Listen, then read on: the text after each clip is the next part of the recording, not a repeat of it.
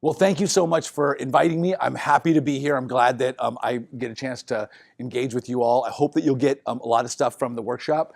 What I'm going to talk about is anti-racist writing assessment ecologies, and in particular classroom ecologies. So I'm hoping that there'll be a lot of ways to bend and flex some of the practices that I'll offer for you all. I know that some of you don't just teach writing classes, so I'm going to try to use some language that is flexible enough to think about classrooms that have other goals besides just the study of writing or just the study of language. But of course, that's my background and that's the kind of classes that I teach. So I'll give you a little background about myself. I'm a twin. My brother's name is Tad. There we are. And in various times in our lives, we were born in Inglewood, California, and raised in Las Vegas. And I spent my last year of high school in Corvallis, Oregon, and then went to Oregon State.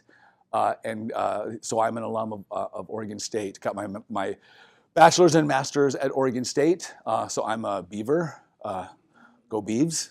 But I got my PhD at Washington State, and I now am employed at University of Washington. Between that, the PhD and that, I was at Southern Illinois University, Edwardsville for a few years, and of course Fresno State, and then finally made my way back up to the Northwest. I'm happy to be back in the rainy conditions of the Northwest. I really like that a lot. I also was surprisingly, I was surprised at how much of a deep and important relationship I have with Mount Rainier. I see it every day when I drive over the bridge from Gig Harbor to Tacoma to go to work, and the mountain is so important to me. I wouldn't have said that before I got there. I didn't really understand it. Some of the words from the native tribes that refer to the mountain, which one of them is Tacoma or Tahoma, but I forget the one that they settled on. There's a group of tribes that are trying to rename the mountain away from this colonial description of an admiral from I think he's a French admiral, Rainier, to the original names from the natives in the area, and it means what is it? It means sky wiper. I like that. So when I look at it, I think sky wiper, right? It's wiping the sky.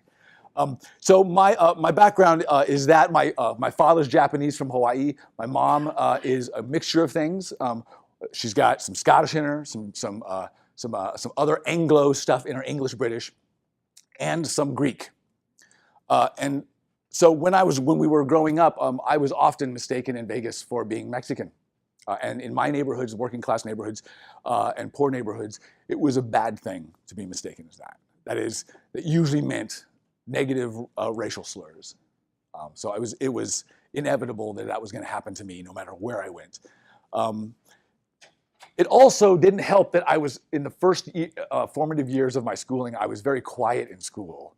I became something different by the time I got to high school, but I was quiet, so I was often mistaken for being second language, so in school. So I also was a remedial English student until I was in high school. So my teachers in school would have probably never had guessed what I ended up doing as a profession, that I would be doing this, right? But that was so I have some history in terms of public education and language learning and language acquisition that probably is different from many of my colleagues who do the kind of work I do in writing assessment. My background, my research is in writing assessment and racism studies, and I did that work with Bill Condon and Victor Villanueva at Washington State, and then moved on from there. And now I just, some of you may know, this last summer I was just elected as the assistant chair for 4Cs, so I'll rotate into the chair and so forth. So I'm very excited about being able to have a larger impact on the organization that has shaped my career and shapes the careers of a lot of folks nationally. Okay, so I wanted to give that little bit of positioning to let you all know just who's talking to you and where I'm coming, just in case you didn't know a lot about me besides perhaps the book of which the title of this comes from. So let me tell you what the goals are today. The goals for the workshop today, I hope, will be fairly simple. That is, I want to try to define in some nuanced way what anti-racist writing assessment ecologies is, and maybe give you all a working sense of that. I want to explore and cultivate some practices, classroom practices that maybe you can tweak or bend and use for your own purposes. And then perhaps offer a way to practice one with us. We'll see how much time we've got, but certainly discuss some of those practices. So this is the order of events. And down here, it gets a little sketchier. It just depends on how much discussion we have and how much time we have left. And the flex will be in engaging in that activity. My guess is that activity would take somewhere around 45 minutes to really do and have a discussion about with it. But it's meant to kind of mimic what one possibility of one of these, this last one, what I think is the crucial one, for a classroom. So just so you can kind of see what students would do. I also have a few examples of how students in my classes have done this. I do it every quarter. UW is on a quarter system, just so you know, whereas Fresno State was on a semester system, and I prefer the semester system over the courses. 10 weeks is way too quick. It's just hard to do some of this stuff. You just need time, right? By the way, let me go back to this. On the handout and here, you'll see there's some tiny URLs to the presentation as well as to the handout. The handout doesn't preserve the links, obviously. So afterwards, if you want to get the handout electronically and plagiarize, copy, paste, whatever, or feel free to do that. That's why this is here. That's why I provide the URLs, so you can use any of the material you want. It has, I'll show you some stuff that all of the handouts that are here, they all have URLs that you can use and mix and match and do what you like with them afterwards. So just know that. So I'll probably pass by some of this stuff and show it to you up here from the web, but knowing that you may not have access to it right in front of you, but you will afterwards. So we'll do some of this stuff. I'm going to start with mindful breathing because it's a practice that I have a history with, but it's also a practice that I have found useful in classrooms with students. That it's not about converting folks to anything or changing spiritual paradigms for anyone. It's more about paying attention to things, and most fundamentally paying attention to our bodies. I like to tell my students that school and reading and writing and responding to each other's work is never just an intellectual brain activity. It's a bodily activity. We read with our bodies. We write with our bodies. And so we have to be able to learn how to pay attention. And you don't just know how to do it. You have to practice doing it. So this is a very short, compact way of doing it. I'll show you some of the resources I use. I don't ever suggest any teacher who doesn't have a practice on her own to do this in a class, but develop one and see if it works for you. And then decide how you might want to or not want to use it. I always make it an option. I don't make students do this, but if they don't want to do it, then I just ask them to sit quietly as the rest of us do it so that they can be respectful of it. So we'll do that because I want to illustrate it. It's really one way to create conditions for anti-racist writing assessment. And then we'll work through some of these other things. This is the definitional stuff, the theory stuff, and this is the practice stuff. Any questions about what we're going to do and how we're going to proceed? Okay, well then we'll get started. So, because today is about anti-racism and anti-racist practices, and we're going to talk about things like race and racism and whiteness, and I'm sure because you all are here, you have some interest and a degree of concern or knowledge about this. I feel still it's important to sort of show you some of the things that I use in my classes, because we do talk about race in first-year writing classes, for instance. I like ground rules for discussions about race and whiteness, because I think it's important for us to remember that we can disagree about ideas, but we want to be respectful to people, and that it's okay to be uncomfortable. In fact, it's preferable in an educational setting to be uncomfortable, but that doesn't mean it's unsafe. So you can be uncomfortable knowing that, oh, I'm uncomfortable because I'm meeting something that's new, different, or different from what I think, but it doesn't mean that I'm unsafe in some way. Because I think you all probably are close to these things already, I'm just going to sort of really briefly show you them and point to some things in my class. So here's something from the University of Michigan Center for Research and Learning and Teaching. And I think they offer a really good beginning sort of set of guidelines for ground rules.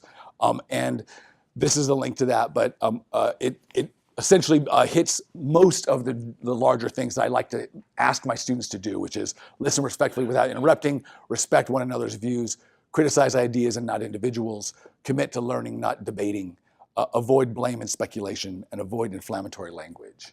And this one's really hard if you're doing it right, if you're doing this work right?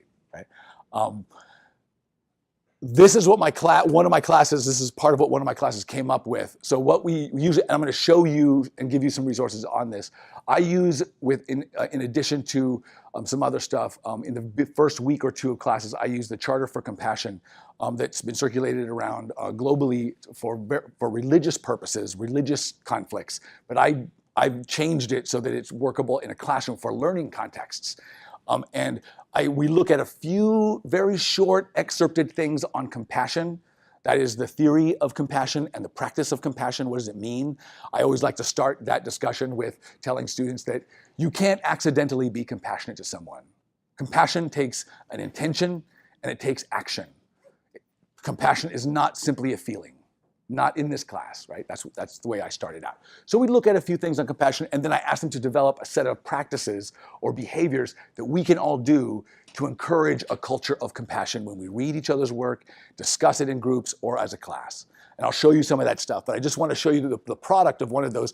This is part of the list of things that a class came up with last year. It was a first-year writing class.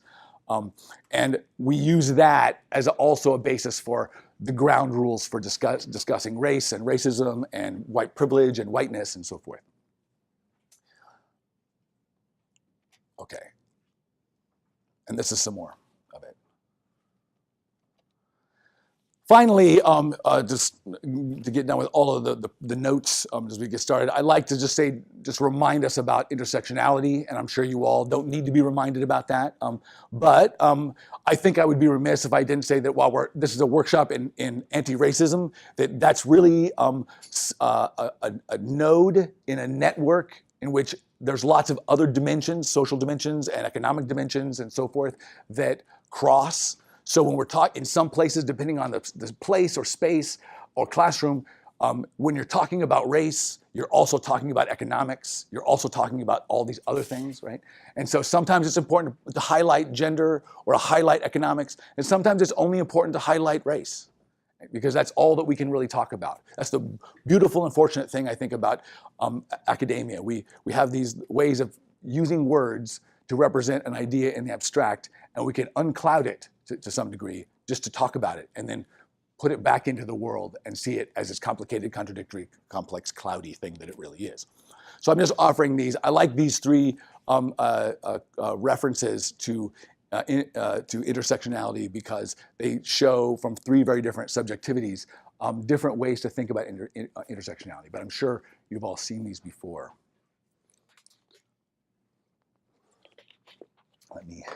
Don't worry, most of this won't be just me talking. Okay, I promise. But I feel like I got to do some of this pre-work before we get started. Okay, so to begin, we're going to do some mindful breathing.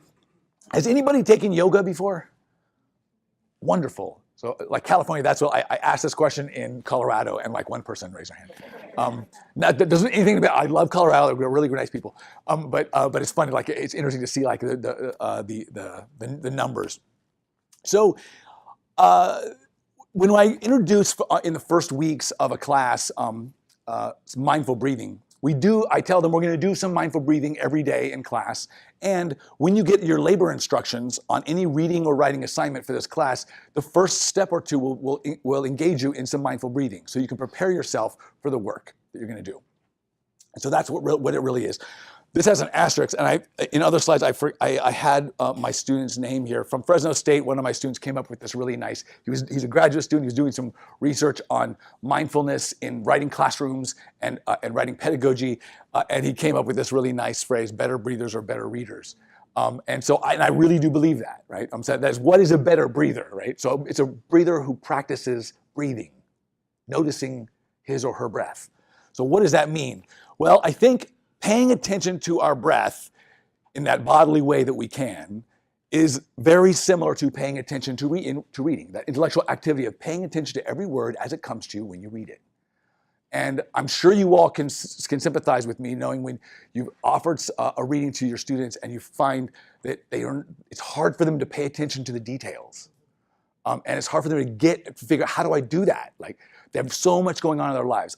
My students in Tacoma are so much more busy, and so their lives are so more crowded with stuff, work and family obligations and other things, that school is just one of many things they've got to do in their day or week. than it was even at Fresno State.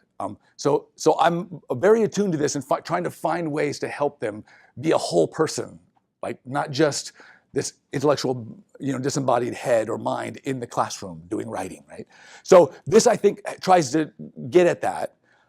It also helps us kind of clear our minds. One nice thing about this quarter, I have an 8 a.m. class, and that's can seem like daunting, like 8 a.m., right? That means I'm up at 5 or 5:30 every morning, which doesn't bother me because I'm an early riser anyways, but it can be troublesome for students, obviously, especially ones who have to get on a bus to get there by 8 a.m.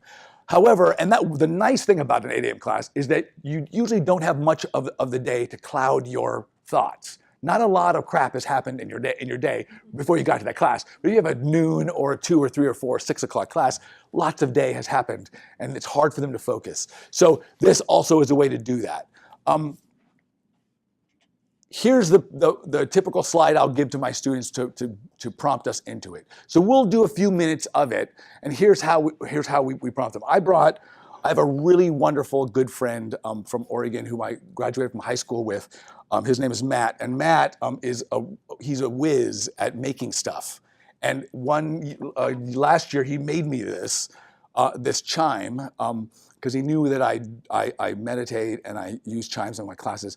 And so he built this box and he bought this chime, and it closes. It's magnetic, so it closes. I can take it to my classes, and this little hammer is magnetically attached inside, so it doesn't rattle around. Right? It's because I have it in backpacks and stuff. So it's really cool. I really love it. I mean, it has lots of value to me. So I'll ring this to begin us, and I'll ring it again to end our meditation or our mindful breathing. When I do that at the end, keep your eyes closed or focus on the chime until you can't hear it anymore. Here's how we do it. I state the purpose for students, and I'll state it for you. So our purpose here is to calm ourselves, to focus, to prepare for the day's work or for our workshop's work, and to be right here, right now. And that's all we're going to do, is just be right here and pay attention to what's happening now. And at this very moment, it's just going to be about your breathing. So sit comfortably in your chair. If you can, sit as straight as you can. It's best to have your torso upright so that you can breathe easy and your diaphragm is open. Your head should be straight up with the crown of your head pointing to the ceiling, which means your chin might be tilted just down a little bit. You'll breathe in through your nose and out through your mouth. It may help to rest your tongue on the top of your mouth when you breathe in.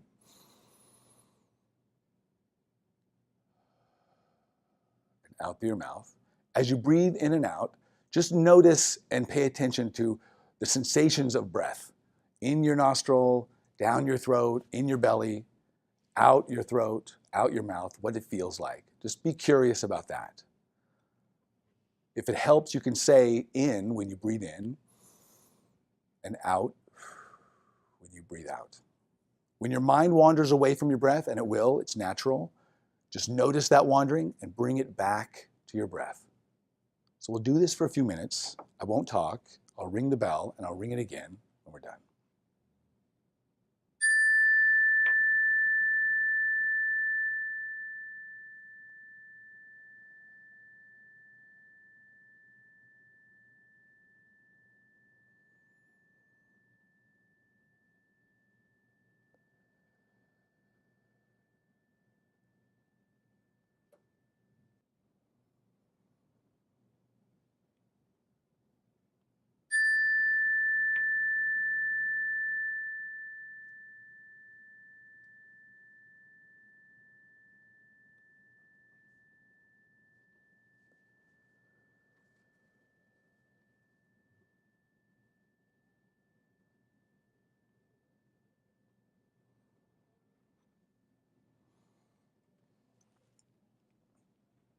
Okay, thank you for doing that.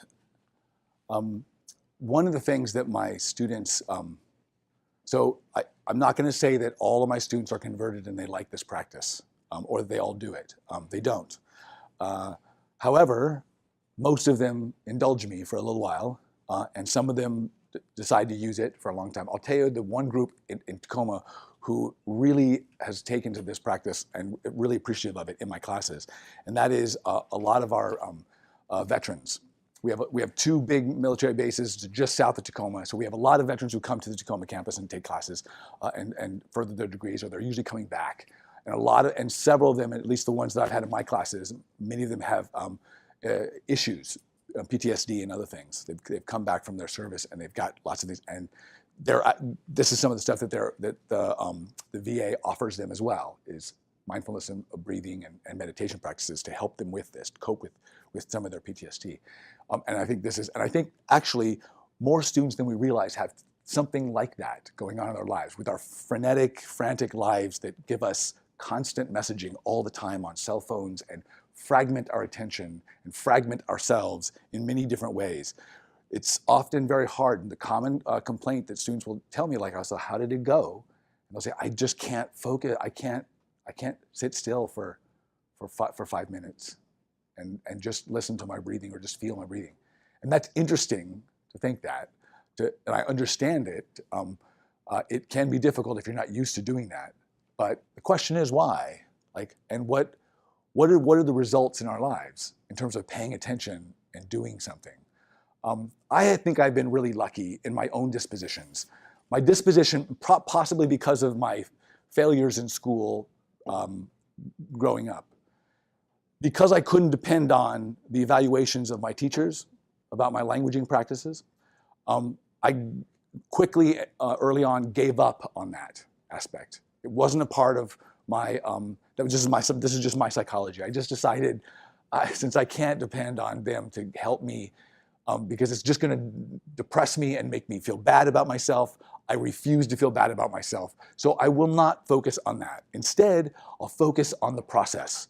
I have to like doing it because I have to do it for school. So I might as well like writing, or I might as well like whatever activity I've been asked to do. And the only way I knew how to like it was to be in the process.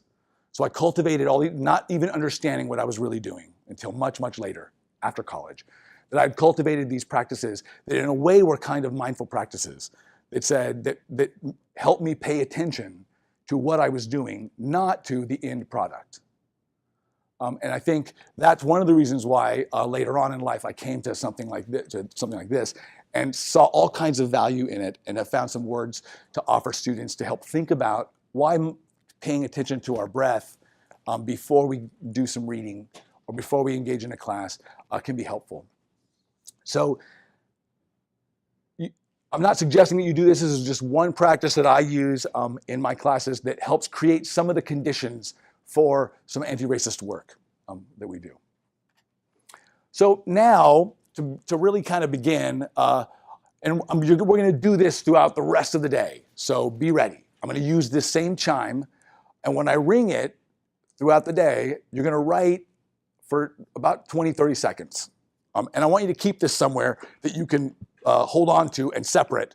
It's going to end up looking kind of like a poem, and I call them learning poems. And it's going to sort of illustrate what's going on in your head throughout various points during the day. Okay, so all I want you to do is to start it is, and by the way, if you can, if it's possible, I really want to see these because it gives me lots of good feedback. Like, it tells me what you experienced throughout the day, but I also find some really wonderful stuff in them. And so if you can, I'm going to ask at the very end that you email it to me. So in preparation for that, if you could do it on something electronic, that'd be great. If you have to do it on a sheet of paper and just take a picture of it and email it to me, that's fine too. I don't mind either way, as long as I can read it and I can see it. I'd love to be able to see it and see what you said. So to start it, you'll write one sort of purpose statement or sentence. It can be a full sentence. It can be just a clause. All I want you to do is write what's in your mind and what you're thinking about in terms of what you hope to get from today, where your mind is at. And you can be as creative as you want, or you can just be as straightforward as you want. It doesn't matter. So just take a minute. I'm going to ring the chime now so you can get used to this, because I'll do it, and then you'll just write for whatever's in your head at that moment, okay?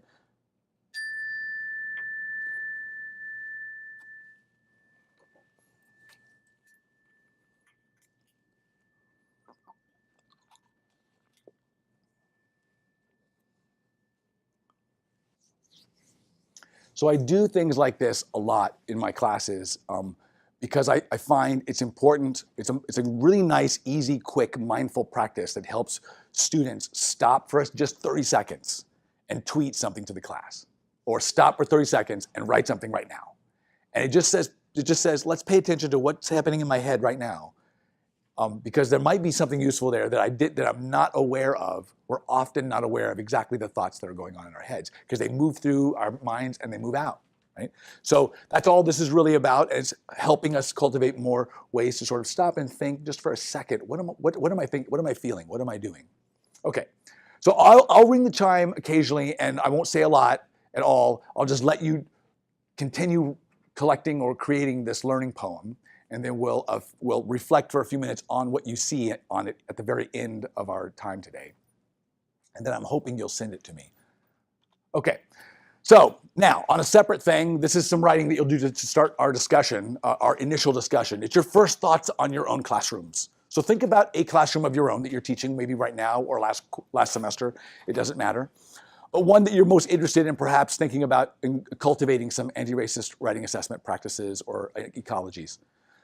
So all I want you to do is take 3 or 4 minutes and just free write, quick write to us. You'll be reading these to your colleagues at the table you're at.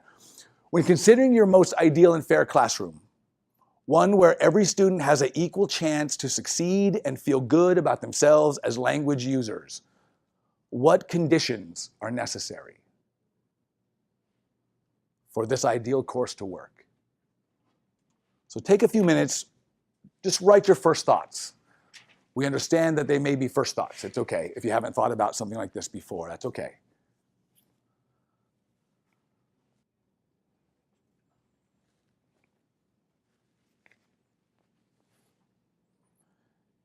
And just take another minute.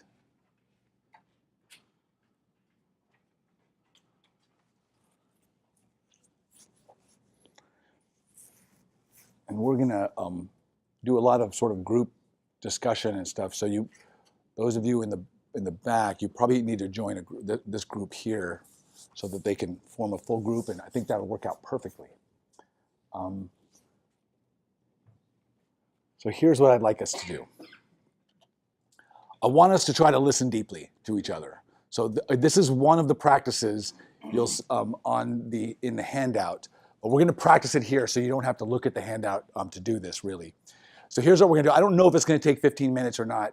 We'll see how long it takes. I'm going to kind of circulate around and listen in. But there's 2 goals to this activity. The first is to hear deeply and compassionately others' responses, what they just wrote. The second is to practice the practice of compassionately listening to others.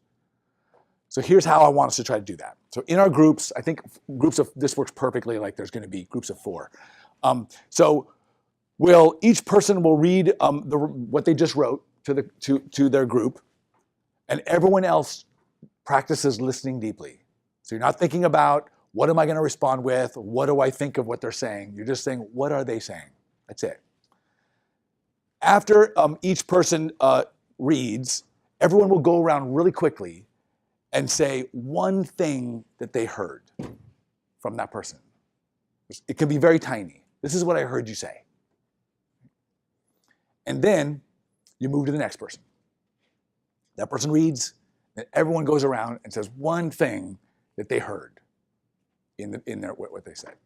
And then we'll have a quick discussion afterwards about what we learned or what we experienced in the practice and in the group. And we'll talk a little bit about some of those conditions that you all are seeing, at least right now, about what makes for this fairer space in the classroom for a writing assessment in particular. Okay? So get into you're all in groups, although we need to maybe move 2 people over here to this group here, and so that they can form a full group and do that. Okay? And I'm just going to listen in randomly to each group.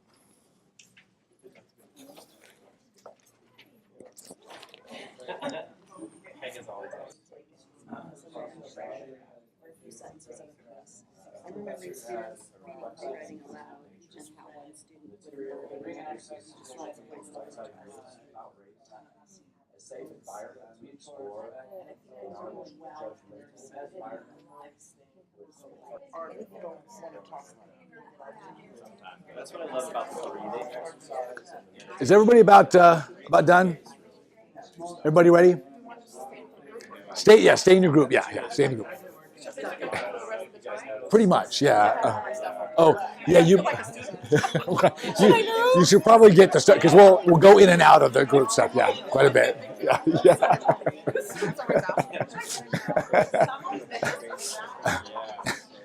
Okay. Well, let's reconvene. Yeah.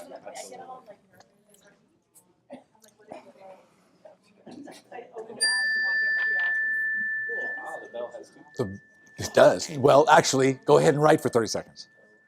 So whatever you're thinking about in your head, add that to the learning poem now.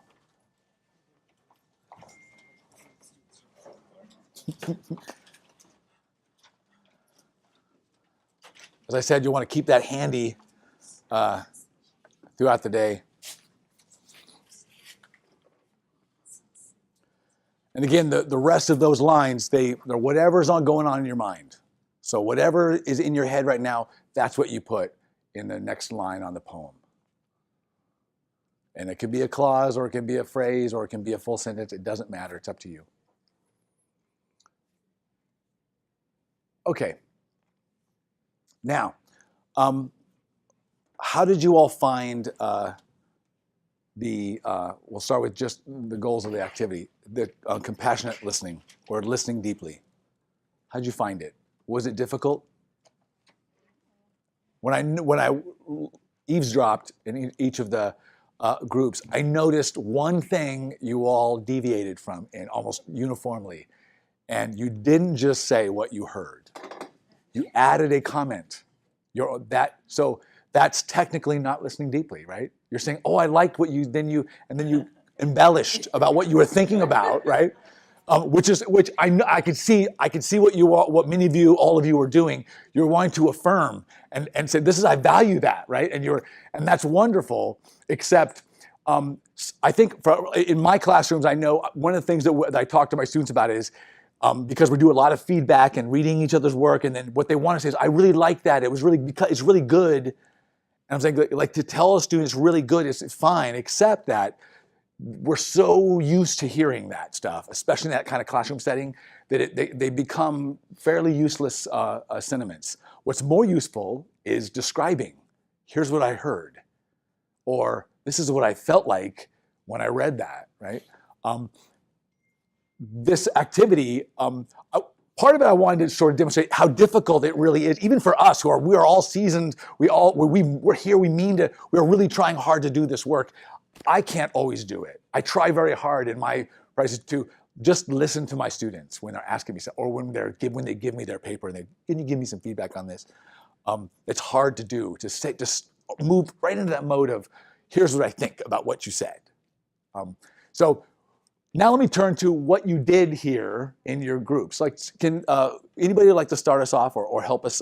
What were some of the conditions for what I was terming as a fairer classroom that might cultivate or be the conditions under which we can have some anti-racist writing assessment happen? What were some of the things that you all talked about?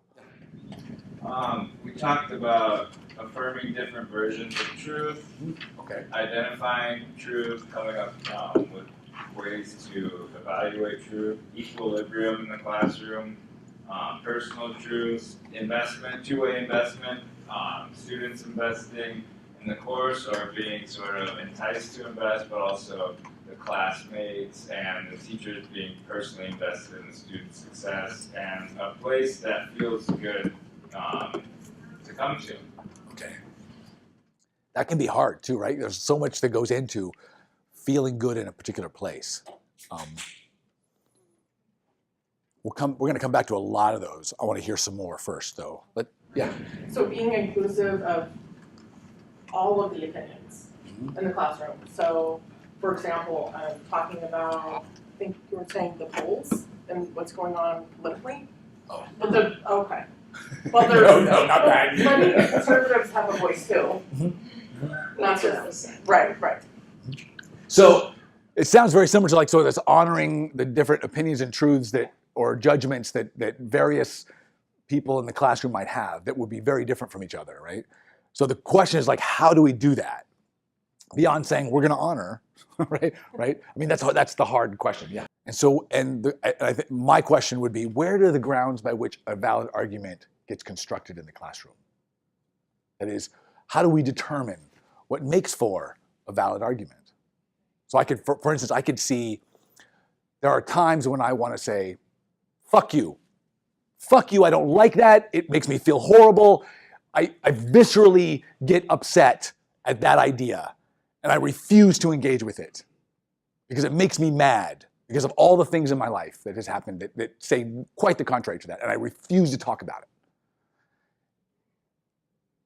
That's not a very reasoned argument. It's quite the opposite, right? But there are times, I'm sure we all have this, right? Now, it's not that I couldn't step aside and in some academic way provide reasoned, logical stuff, right, in this setting, and that may be appropriate in many ways, but at other times I want to say, no, I want you to feel how I feel. That's the argument.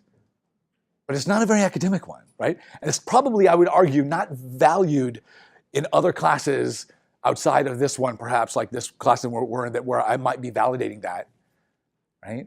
So I'm not saying that to criticize this, I'm only saying it to say there are these other logics and other ways of communicating things in our world that get used. I mean, just look at Donald Trump, right? Nary a logical argument made, at least not in my view, right? Now, well, I'm not trying to be political here, not trying to be political, only saying that clearly his discourse is quite different than other discourses that we've seen in other candidates.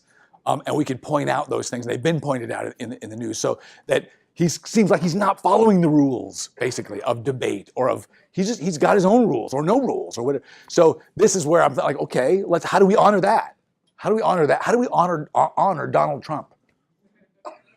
Right? don't have enough time for Right. This So, only lasts till 3, right? right. Good point. Yeah, good point. Yes. Well, that's kind of what I was talking about, is that I have, most of my students are students of color, and we kind of all agree, but then I have about 3 guys in the back corner who are pretty arch conservatives. I don't want to say racist, but it's leaning that way.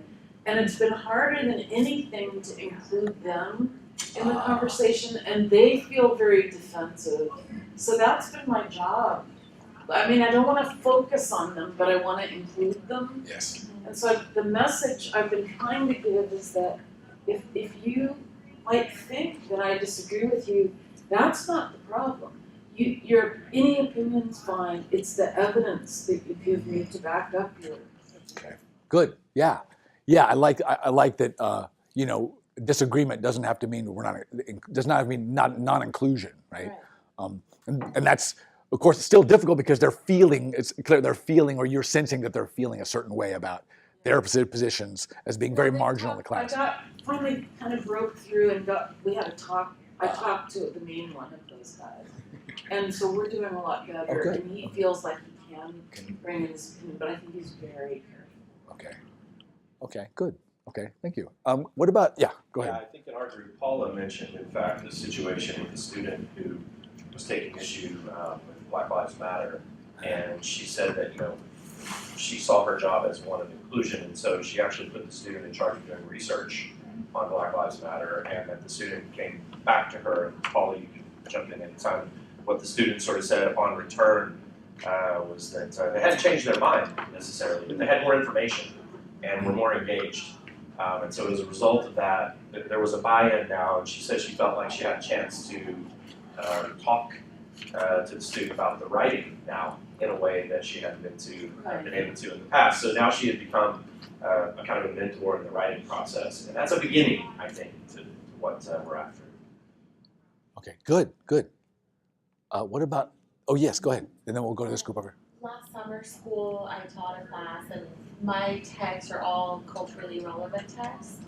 So I had one student who is kind of like the student that Bonnie just described.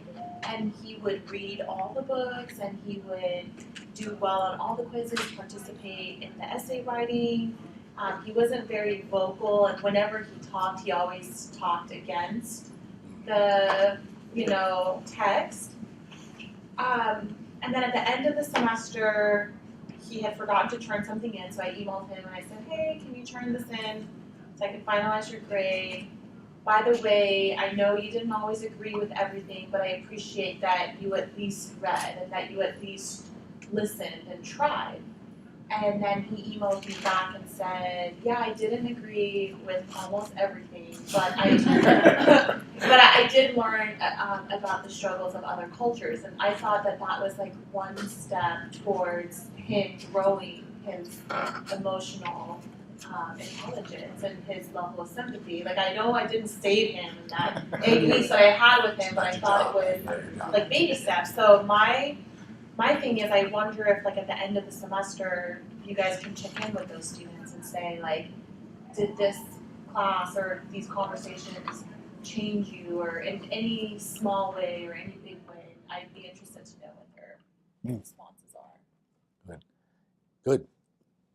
Thank you. I want to hear something from these last two groups. What did you all talk about in terms of conditions that might create this?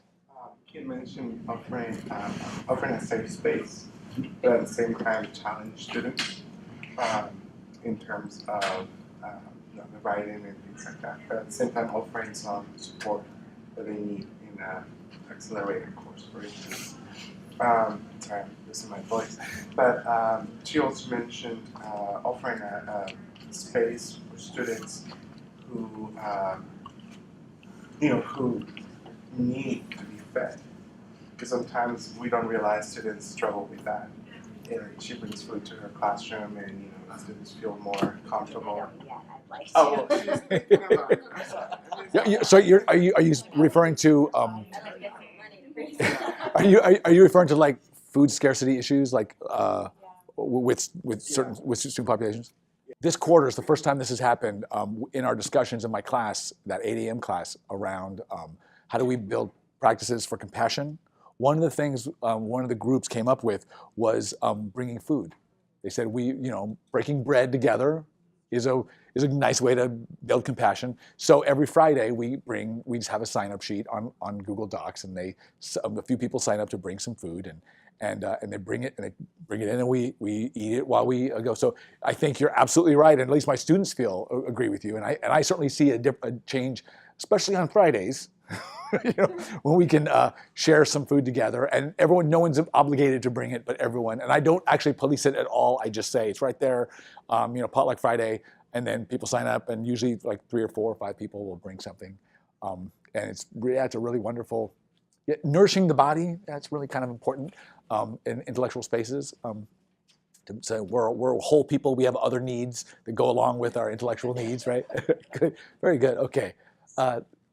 Go ahead. So our group, I just want to stem from that idea, that theme, and I'm going to present these as a theme of building a community, because breaking bread also builds a community, that kind of fellowship. And so we talked about this idea collectively as building that community within the classroom in ways is that being aware of space, whether it's students with disabilities and how that space can accommodate them within the classroom setting.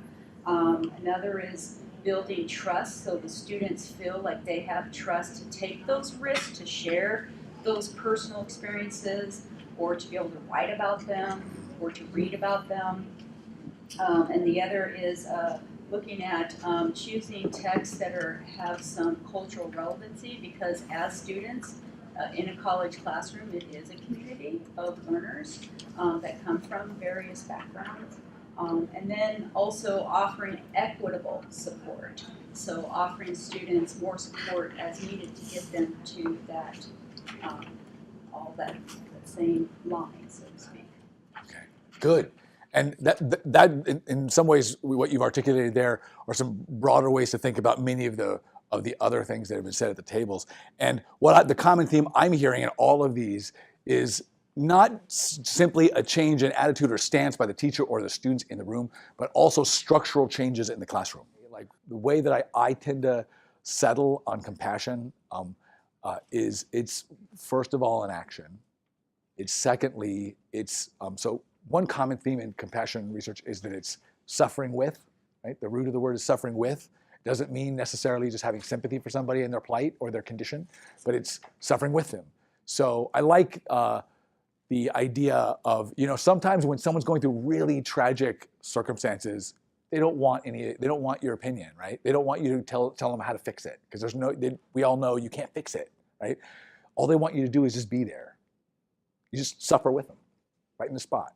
So I think that, for me, epitomizes, it's where your body is in space and time.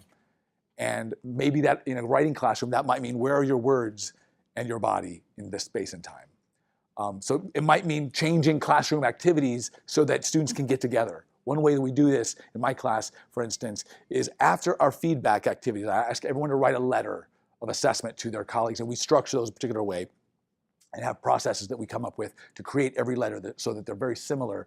And when they get in their groups like this, they'll go back over their letters. So they're with the bodies of the readers of the essays, and they're with the writer. So to me, being there next to the person who's giving words and knowing that they're going to be next to them, they might change the way in which they engage in that letter and say what they're going to say to the writer. That's one way that I do this kind of sort of compassionate reading. But we also think about it intellectually as, how do we do this work together? How do we suffer with this person? And suffer then becomes a much larger term. It doesn't have to be suffer in the way that I think we often think about these tragic circumstances. It can simply be writing is really hard and painful. And when you give your words to other people, it can be painful if you anticipate them saying things about it that you might not like, or that might seem disagreeable to you, or they may say that you are not intelligent or not smart or whatever. And that can be a very vulnerable feeling, and that can be the suffering that we're talking about. And we try to pay attention to that, at least in my classes, and I think that's important too. And so it's not always, we don't always get it right. Like I like to tell students, reading and offering feedback to each other is just like writing essays in all kinds of ways. But one way it's just like it is that we have to get good at it.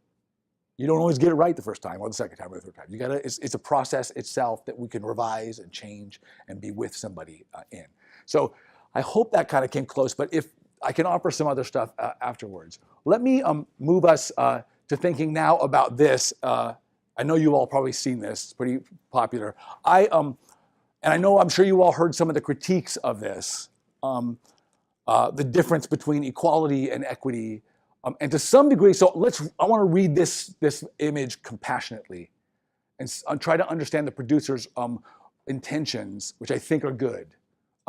Even if we might have some critiques about it and say, I don't know if this works for the literacy classroom. In the literacy classroom, the differences that would create this scenario don't evenly or even neatly in any way correspond to the biological differences of time and age that create this, and this. So it's almost like equating literacy practices to the height of somebody. Biologically, right? That doesn't seem right to me, first of all. Second of all, what they're engaged in is this trying to peer into this, to me, very bourgeois activity of watching baseball, which I have no connection with. Not baseball, I have a little connection with baseball, but no connection with I've never been to a baseball game. Well, no, I take it back. I've been to a minor league Fresno a baseball game, but that was the first one, and I was in my late 30s, early 40s by the time I got to go to my first baseball game. It was okay. It's a little slow for me, but it felt very bourgeois and very strange to me. So that doesn't seem to work either here. Like, if they didn't, there's no impulse for me to go, everybody should see a baseball game, right? So, which is kind of those are some problems that I had with this. So I had a graduate student who was an artist real quickly help me come up with some other versions of this to sort of try to graphically illustrate, and I'll share them with you. The graduate is Patrick Harden. So this is the original scenario, and you can see the ground is uneven. So there are structural differences in where you are positioned on the landscape, in the classroom, in the assessment ecology, and they each have different access to the fruit. And for me, eating, as we were just talking about, is a much more central and important biological need. We all have that. Not all of us have a biological need to watch a baseball game, but we all have a biological need to eat and sustain ourselves and to live. So that was a better metaphor for me. The ground is uneven. There's more bananas here than there's here, and there's even fewer bananas there. And you can see we've tried to provide some indicators of race in those individuals. So how would we change this? The next one would be we shore up structurally the ground so everyone has more equal access. Right? I'm using that very, very consciously. But of course, there's still problems. So like Freud identified in the interpretation of dreams, he says everything is overdetermined, right? There's all these images in our brains that are overdetermined the meaning of it. That is, they give us more meaning that point to the same direction. And here, the same direction is the racism within the ecology. The ecology itself, the structures that create it, not just the ground. We shore that up. Everyone has equal access to the fruit on the tree, but the tree doesn't distribute its fruit evenly. That's another structural component. So we could change it again, not shoring up the ground, change this, but we notice now, while they all have equal access to the same big bunch of bananas, now it feels like competition. They have to compete now for that one scarce resource. So I don't show these to say, here's the better way to do it. I show them to say, here are the tensions and contradictions that when we try to address anti-racist practices and anti-racist systems, right? So we try to find ways to do that, but ultimately there will always be a problem. There will always be a structural issue because it's the societies we live in. There's too much history, and that's not a defeatist or nihilist position. It's simply saying we have to always be on our job, trying to find ways to continually work these things out. So I offered that as a way to say the conditions that you all were describing, I think, yeah, those all have to be happening, but of course there's a lot that you all identified as being what needs to change or what needs to be there to create the best conditions in which we can have this work happen in the classroom. So here's how I've defined anti-racist classroom writing assessment ecologies. They're complex political systems of people, environments, actions, and relations of power that produce consciously understood relationships between and among people and their environments that help students problematize their existential writing assessment situations. I'm getting that wording from Freire and my mentor, Victor Villanueva, which in turn changes or recreates the ecology so that it is fairer, more livable, equitable, and sustainable for everyone. I'm going to try to pull apart some of this throughout the rest of the day and show you the ways in which we might do this work and see this in a sort of fuller, nuanced way.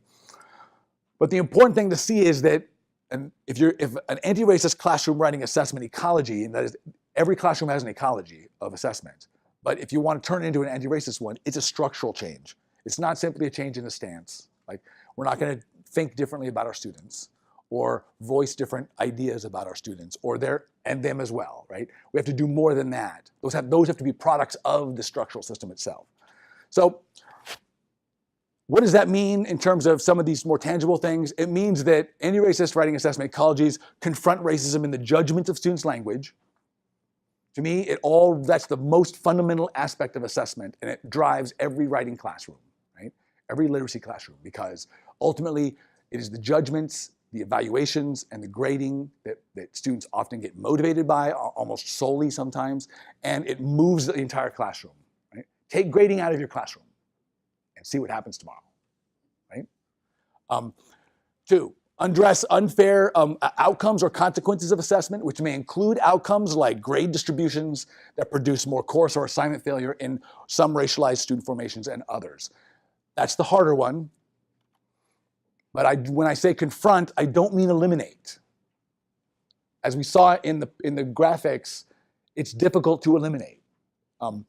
Except in idealized versions in our heads, like these fictions things, right? That's what science fiction is for, right?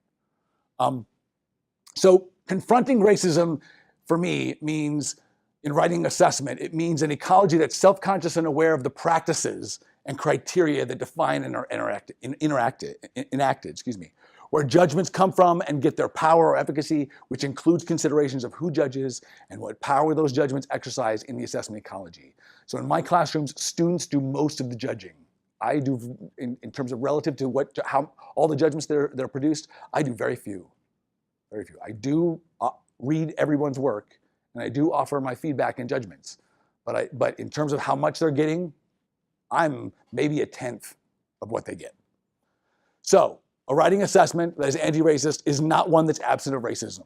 Let's not pretend like we can not have that in our classrooms. It's there because our society is that way. Our institutions of higher education are that way. Our high schools are that way. We are all products of those things, even if we resist them for good reasons. But there are ones in which anti-racist structures and practices are present. So there's a difference there. And let's come back to that idea of fairness as well. There's two ways I see all assessment ecologies happening in a class, no matter what you do. You can work under the assumption that the system is fair, that all you've got to do is be fair, right?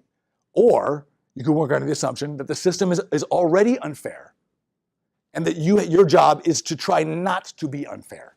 And I think that's what our job is as anti-racist writing assessment collaborators and ecologies. We have to try not to be unfair. If we just didn't think about it at all, just went by tradition and went by what we inherited from our teachers and so forth, it would be unfair. Like, I think your presence here suggests you already know that. Right? That there's some unfairness in the system and it's difficult to figure out how do I get out from underneath it, right? So that's the primary way in which I think about how do I change the things that we're gonna do in this classroom and change fundamentally the classroom itself. So what is this ecology? Well, Oxford English Dictionary offers some really nice ways to think about it, and there's 5 key things that it references. And I'll just highlight them real quickly and then show you the theory. Ecology references relationships between biological people and their environments. So the students in the classroom, you in the classroom, and that classroom, their dorm rooms or their apartments or the library or any of the environments in which work is happening for the class. It creates or recreates it's a creation or a recreation of the living organisms and environments that constitute them. It also references settlement and purposeful habitation. I like this one particularly. To me, this one is particularly fraught with lots of meaning. Settlement.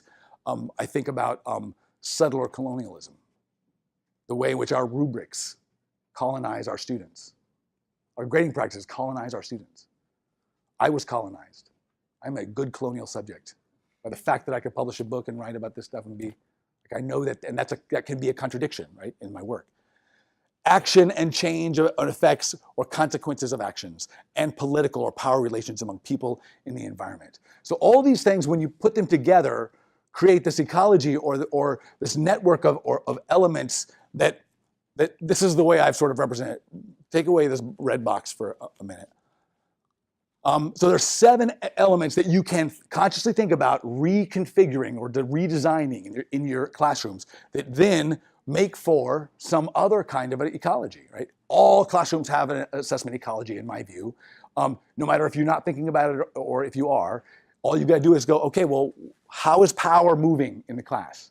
Usually power moves from the teacher to students, right? Whoever grades, that's usually the person who has the power. Institutionally, you get granted power because you're the teacher, and you have to input a course grade for each student at the end. You're the one that gets paid to be there. They're the ones that pay to be there, right? So power's moving already. You don't have control of that. Purposes, the best purposes of the assessments themselves. Why is a student writing this in the first place? To submit to you. I love that word, submit, right? I'm thinking of Foucault, submission, right? We submit, like submit. Right? Places, people, they're together in many ways. I'm thinking about all the research on race around the racing of places and the way in which places race people. I'm thinking this is urban studies and architecture, and then also Lipsitz's race theorist also has some really great stuff on the way in which places race people. Right? Processes, parts, products. The difference between these two is this is the learning. This is like the outcome. Parts are the things that get created within the system itself. So essays, rubrics, codes that were used to describe things in papers, those are parts. Processes are, of course, those chronological things that happen, that move from day one to day whatever. The one that's probably a synecdoche of the entire thing is place. If you think about what places am I creating by doing this process of assessment or creating these codes with my students, that will give you perhaps a lot of ways to think about the entire thing as a whole. What you should also know is the key thing here is this one, that all of these elements really are interconnected to all the others. So when we're thinking about a rubric, for instance, a part, we create it with our students. This is what we're going to use to evaluate or provide feedback to each other. That code or that part, the rubric, at some point may transform into the product of learning. That is, it articulates what we learned about what's good writing, right? Or it may embody what the students produce in terms of their papers. It may even be part of the process. In my class, the rubric is a process. It's constantly being changed and added to and revised and reflected upon, right? It makes for a lot of work for students and myself because it feels almost like this rubric kind of shifts like what it's trying to, but it's really just expanding and getting us more aware of all the things that were already there in the first place. We just didn't have words to articulate them yet, right? So these things, all these things are in a way consubstantial, to use a Catholic term, or that is they morph into each other at some points, depending on where we're at. So they can be kind of blurry.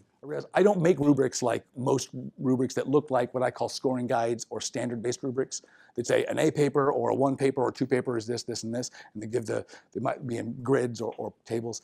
Those aren't the rubrics that I do.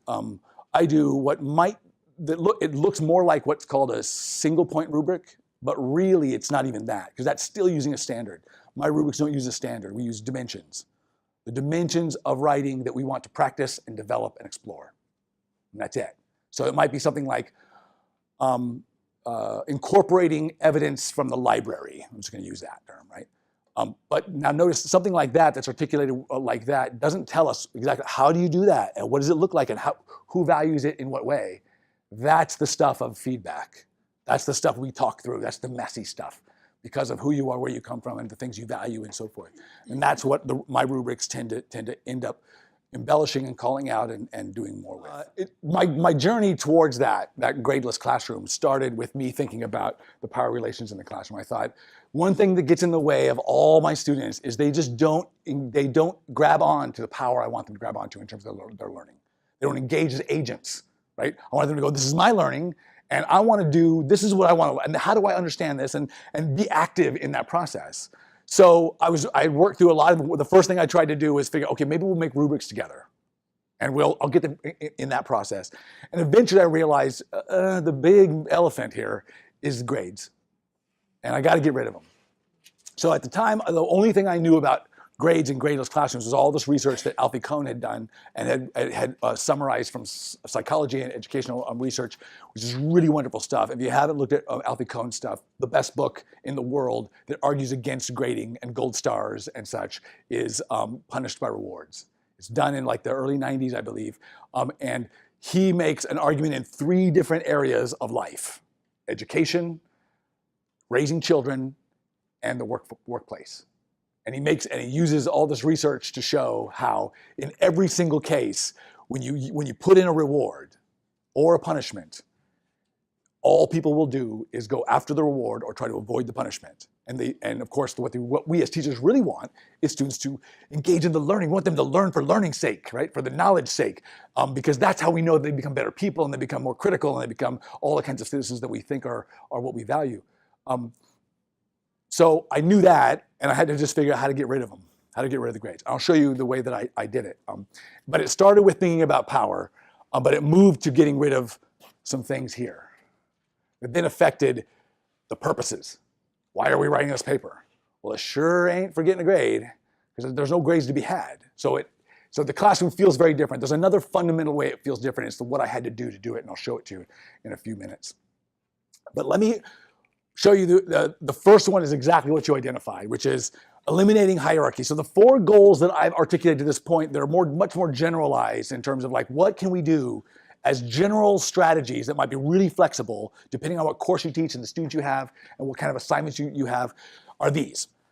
The first is, in your own ecologies, you might think about ways to eliminate hierarchies based on quality. I don't know any other way to put it, except I could be more theoretical. I don't actually think it's quality that we're talking about. It's adherence to a white dominant norm. It's that standard. I said, you just got to not grade on that. And it's going to be very difficult for you if you grade to do that. Now, in other spaces, so at this this summer, the CWPA, the Council of Writing Program Administrators, they had their summer conference, and they asked me to come and do a plenary, and I did a plenary there. And they said, we want you to do it on your work on anti-racism and writing classrooms. Can you talk about like writing programs since you're a program administrator? I'm like, sure, absolutely. So I go there and I said, you're all racists. Because of what you do.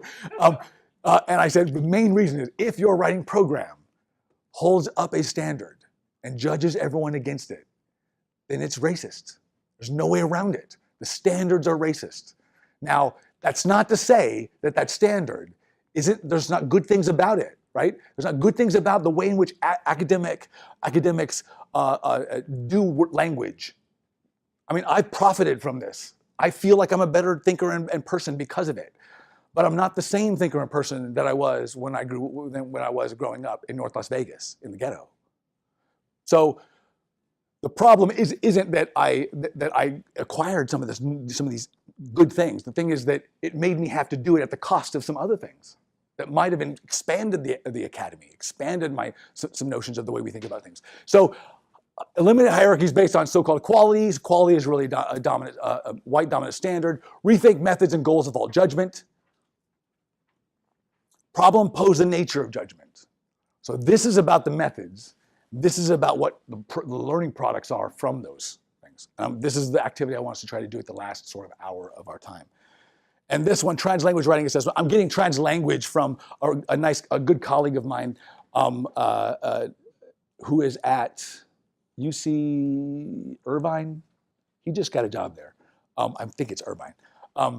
And I just co-edited an issue of College English, and it came out like this month. It literally just came out like last week, I think. And his essays in there about translanguaging writing assessment. So the issue is a special issue that Maya Poe and I did on writing assessment of social justice, and his is one of the articles in it. And so I'm getting some of this stuff from him. And one of the things that he suggests is individualized standards of evaluation. And so my question really is, how do we do that in different permeations, right? And that's, I think, a little different, by the way, from using development-based assessment processes, where you say, how far did you come or go in this class? Which is one way to do this work, to get away from something like this. Although, how far did you go is still measuring in a way, but it may be a fairer measurement. Fairness is a construction within the system, right?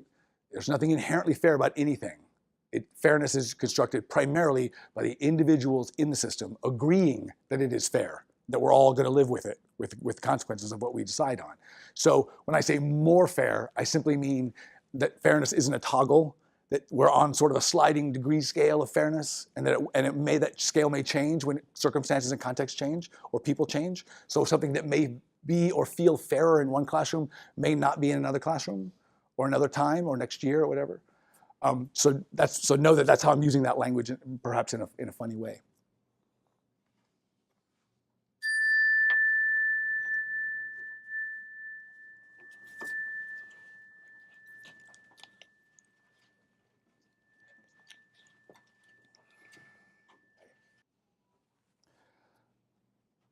Other thoughts or comments at this stage?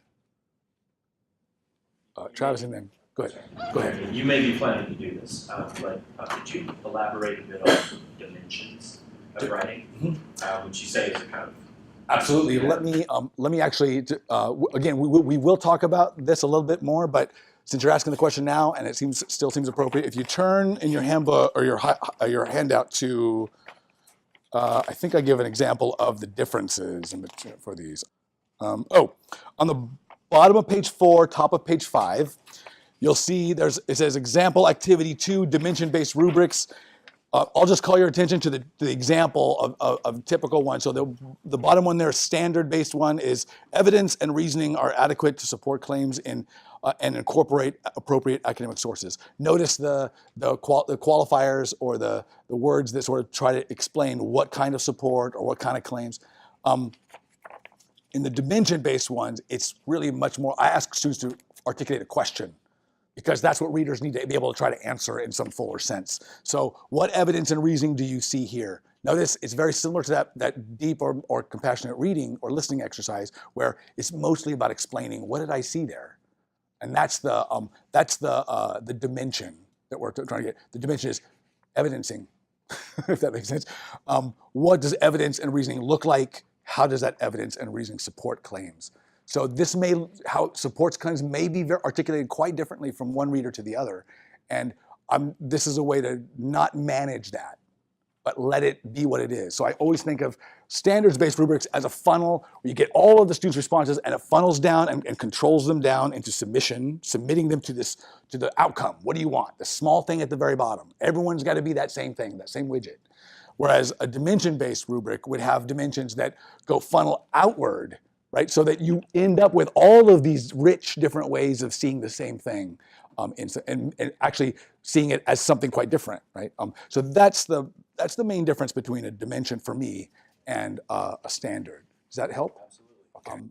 I'm not convinced that I have the power to prepare my students to do a whole lot directly. That is, that I can help them be ready in a direct way by my comments or by forcing them to a standard, to help them in the history class or the whatever class or the biology class or next quarter or semester, or even in their job, because I don't know what that job might be or what their literacy plans are or what their literacy goals will be down the road.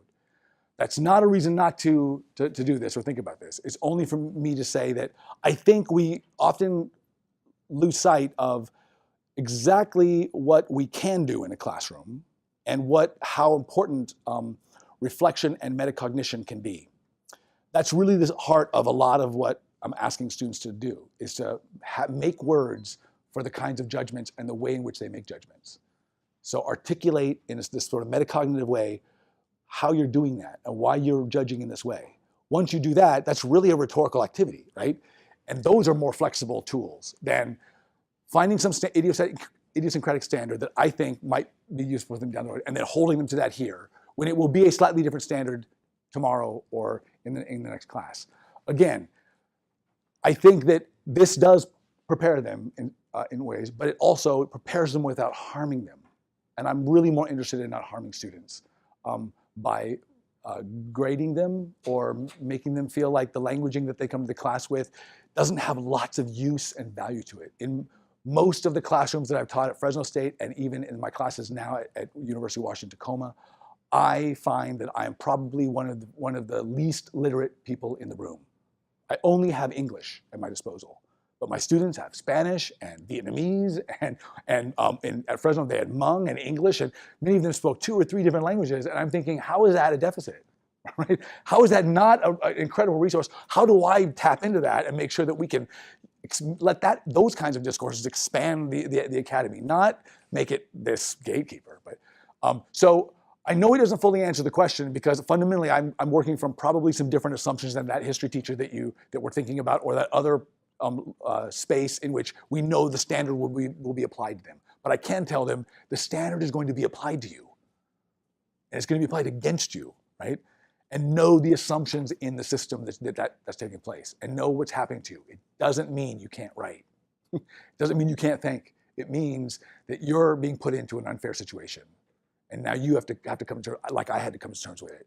We can plan. I don't ever try to keep my students from saying, my goal is to mimic the dominant English. That's what I want. And I don't pretend to say, I don't think that's good for you, right? I never do that.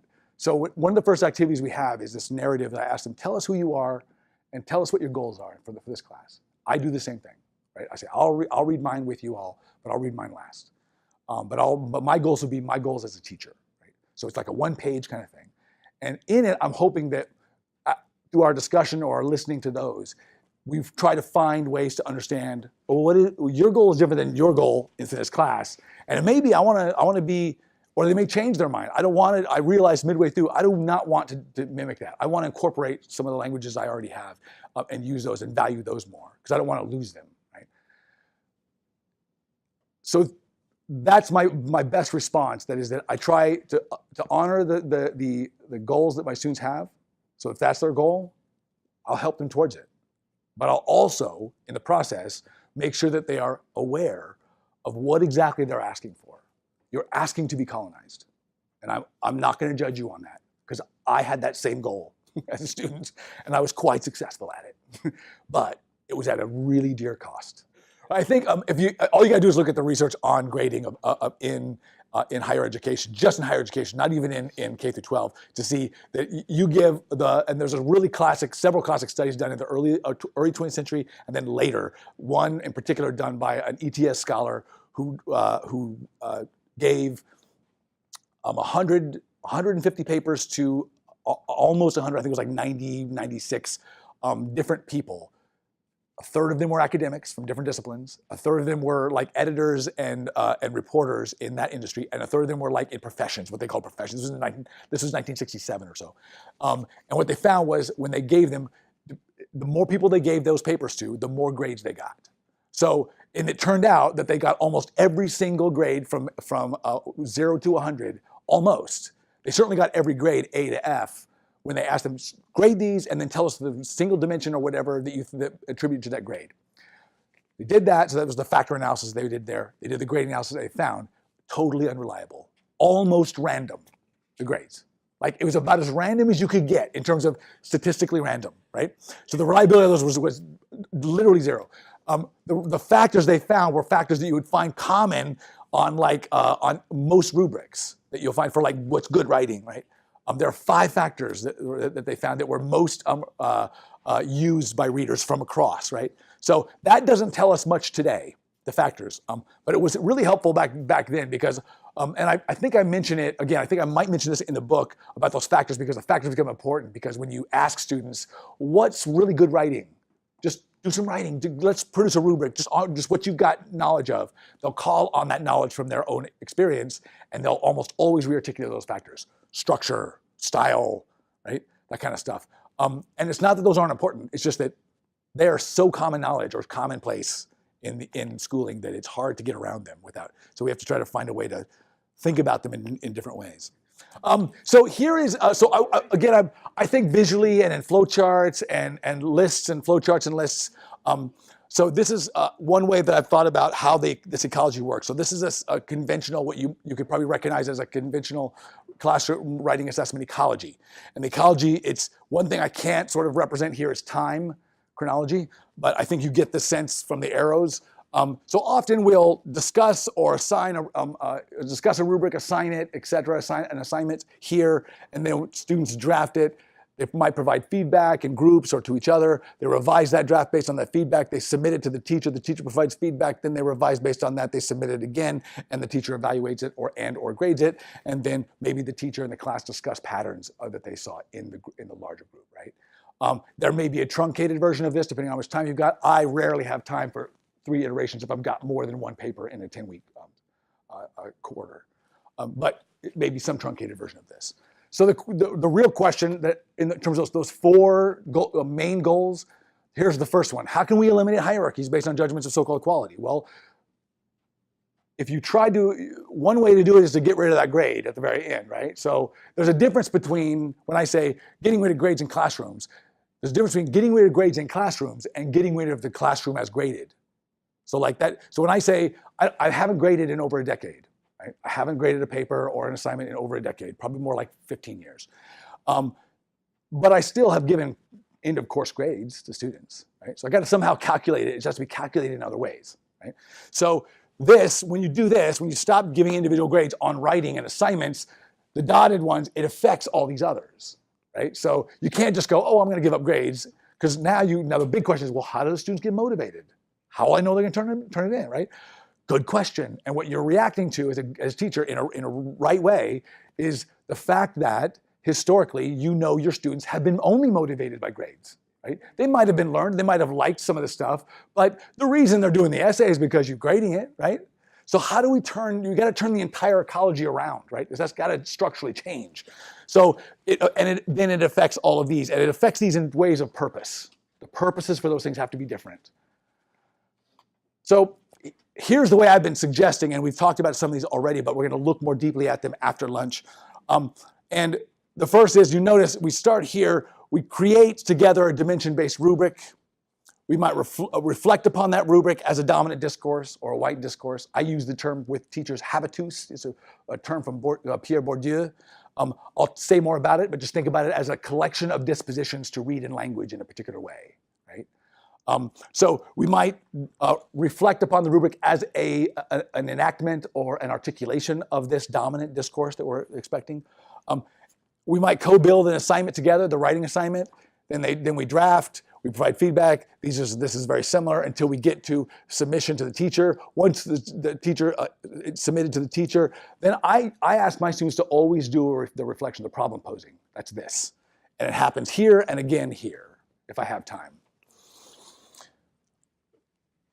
What I don't have represented here is that in these two spaces, when they're doing this, it's a dialogue. So they give me a letter, the problem posing letter, in which they've problematized judgments from their peers. So they find contradictions, for instance, and they say, how can these be right? How can these both be reasonable? Or all of these be reasonable? I say, don't pick one. Please do not pick one. Don't tell me what you're going to revise in your draft. That's not the point of the letter, right? The point of the letter is to talk to me about how your readers have judged your writing. What are they assuming? What are the values they have? What details were they seeing? How did they see those details? Why are those things important? So it takes one or two versions. I dialogue back, I give them responses, they do back. Google Docs is great for this. And then we come back to this, and we still get to discuss these things.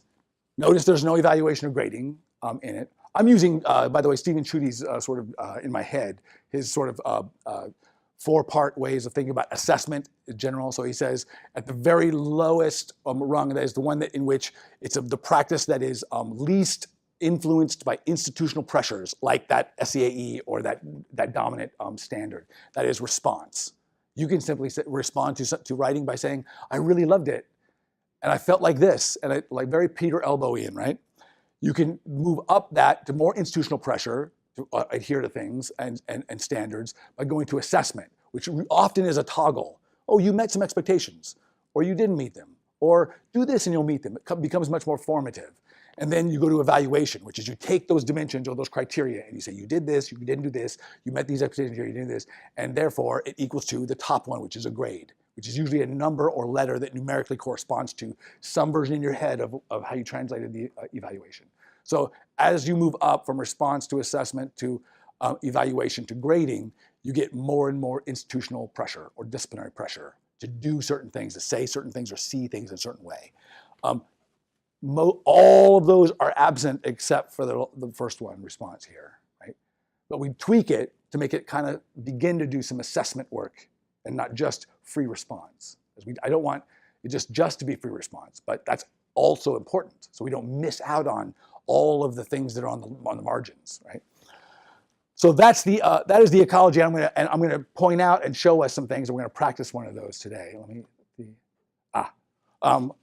Maybe I'll pause. Maybe we pause here. Okay, so let's, as we reconvene from lunch, why don't we start with just a little bit of writing, and we'll start talking at some more specific practices, in particular, that first goal of getting rid of grades or providing a gradeless context for conditions. So here's the prompt. Just do a little bit of writing. Take a few minutes and read through the section on your handout. It's near the back. It's on page 8 to 10, called A Brief Argument, The Practice of Grading is Racist. I probably don't need to make it to this crowd, since it sounds like from your other comments that you may already know some of this, but humor me for a bit. No, we don't know it. Okay. So look at that.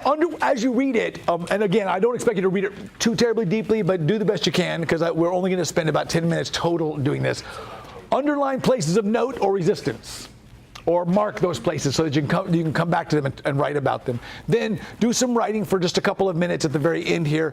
And the question that I want to sort of have present in your mind as you write is, how might you use some of these ideas, the ones you've just been reading, even the ones maybe that you might resist, in your courses? What would you have to modify in that course to make it gradeless?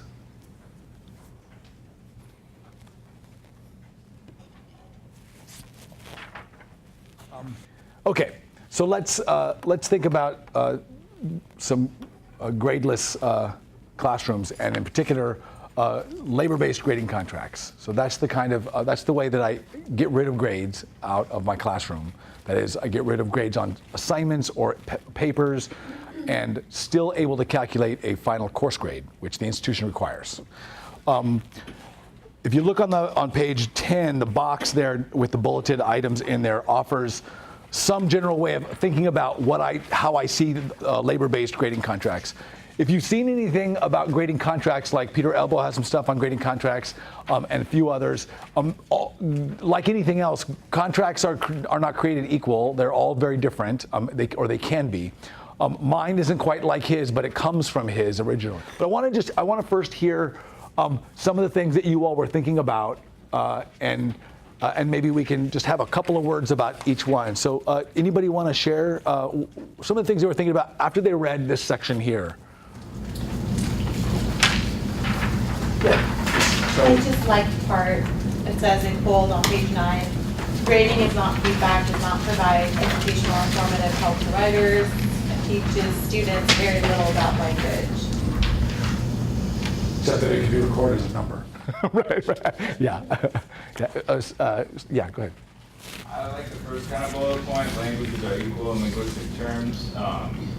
There's a chapter, many of us use they say, I say, called Ain't So, about code meshing, and how it can be a political act to bring languages that aren't sort of the dominant discourse into that area, to sort of chip away, to affirm that they do belong there. So I try to use that chapter with my students to get them to see audience, purpose, and strategy, and think about their writing in those terms, and retaining their authentic voices.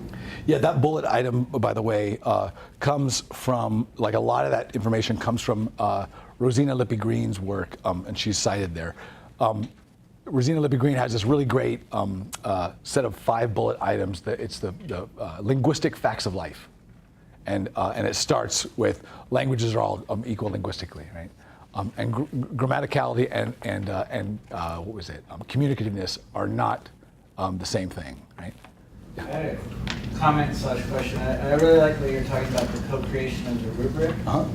Then I was thinking about, well, since a lot of us are using text as a jumping off point to write, like maybe a co-creation of what we want to say about the text, rather than, okay, we're going to read this, then respond to it in this way. Have them read it and then say, well, how do we want to respond? So do you do that much? I mean, in co-creation of the writing assignment? Yeah, but the way you're describing it sounds much better than the way I have done it. But yes, I think that's a great, because it suggests the sort of dispositions or the attitudes that we'll have going into the text, right, that lead to what we want to lead out of the text. So that I think is in many ways a friendlier way than say, let's create the assignment, right? Like, that's often what I'll do. Like, okay, we got an assignment, now let's assign it to ourselves, but what do we want to write about? Like, or what do we want to do after we read this, or how do we want to read this? So I like that one because it sort of focuses on the process and the output also. I got a question about that, because we have these what's called course outlines or objectives as opposed to kind of neat. Let's say rhetorical analysis would be one of those. Let's just say. So how do we do that, or what does that look like where we can perhaps allow the students to kind of have this freedom, liberty to create the assignments, but yet we're still meeting those course objectives? So depending on how those course objectives are articulated will depend on what you can do. So at Fresno State, we had course outcomes that probably might be very similar to what you're talking about. They're literally the output. All students should be able to do X, Y, and Z. We had to have those for the courses. at University of Washington, I got to choose what we were going to do, and so I chose not to use outcomes. I chose goals. So the way I think about goals is a course goal might be to reflect upon one's writing practice and to make some conclusions about it, or to understand it in some metacognitive way, right? Something like that. But that's not the same as saying reflect upon a practice and come to X, Y, and Z, which is much more like an outcome. It's more specific. It's much more about the thing that they're going to produce and they should be able to do, right? So there's a philosophy difference there. One is that all students have to adhere to this certain, we were looking for this ideal text. This is what they have to do. And the other one is we want them to go in that direction. And how they get there and how fast they go and where and how meandering they go, that's up to them because they're the learner. But as long as they're headed that direction and they can talk about it, their journey, then everything is okay. Now, I can't control, you can't control like which one of those you work under. But the way I've done it in the past in both ways, what I work under now is much easier to do this. Because we can look at the goal and say, oh, reflection is our goal. So how are we going to engage in that? And how do we design this so that there's an element of that in this so that we can do that? And then we articulate for ourselves what we want. It might sound something like what you were just talking about. Or it might be simply a process that then I say, okay, I think we can get this out of it. What do you think? You guys came up with this process, but here's what I see it matching our goals. But we start with those course goals.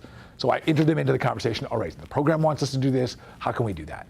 If it's an outcome, at Fresno State when we did this, I want to say I played with it in the most devious way that you can play with something, which is to say that I was playing with it, but I was also giving everyone license to do whatever they wanted to do anyways.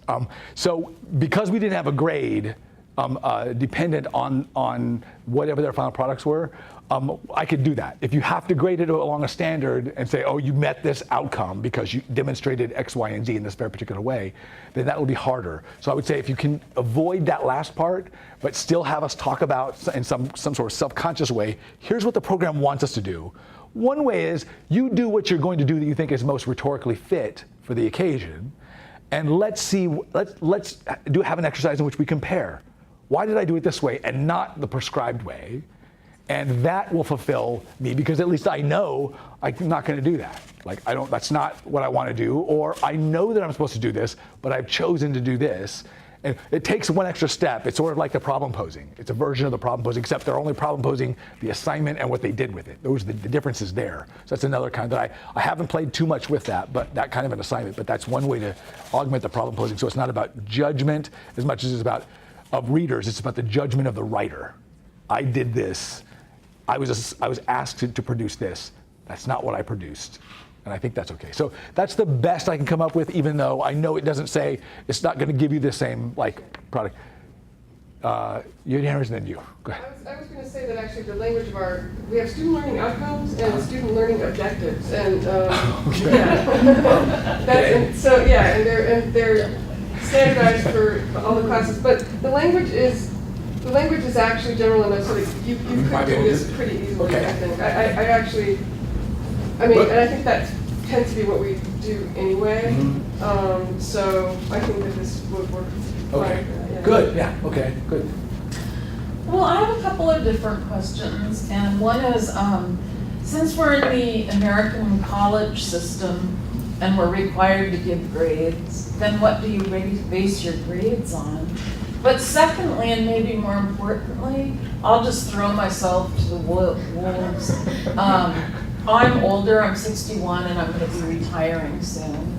And so I'm trying to understand, I'm taking these classes and trying to understand. But it just seems really hard to me to not give grades. But I'm afraid to bring that up to anybody who's really into it because I don't want to be called a racist or be judged. And I care a lot about my students. It's not that at all. Right. And I know other people that feel that way too, but we're too fearful to bring it up. Yeah, that's a really good question. So let me tell you, I can absolutely sympathize with the fear of giving up grading, because of course at one time I graded too, and it was, I didn't just do it overnight. It was like a slow peeling away of all the mechanisms of the class. I mean, so generally here's how it went. the first semester I thought about doing this, I thought, well, I'll have the students in groups with me grade with me. So they'll write up these evaluations, and then they'll put a hypothetical grade on the final course portfolio for their colleagues. And everyone does it for each other, and then I'll do it too. And then we'll get in a group, and we'll talk through them, and we'll come to an agreement about what we should grade the portfolio on. That was really hard. But it also hedged FERPA a little. The students had to agree to be able to do this, first of all. And I was protected a little bit where I was at the time. I was a graduate student, and I was kind of protected. That is, this was all, and I was doing research on this, so it was like kind of okay to try it. And I had gracious students that were willing to go along with me on it, and we erred on the high side. That, although I'll say it wasn't always that. Like the grade I gave was often higher than the grades that the students gave themselves. Yeah. And it was probably more the norm than what it was. But I also realized we're still fixated on this grade. And I realized that what I was really having a hard time letting go of was the power of giving the grade. That I had a hard time. I felt like if I give up this, if I don't grade, if I just tell them there's no more grades, then what I'm really thinking or saying or feeling is that my class will be out of control, and that I won't have control. And then I thought, well, why do I need control of that space in the first place? And I thought, what is it about me being in control that makes it all right? Why can't somebody else or something else be in control? Why do we even need control? Can it be out of control a little bit?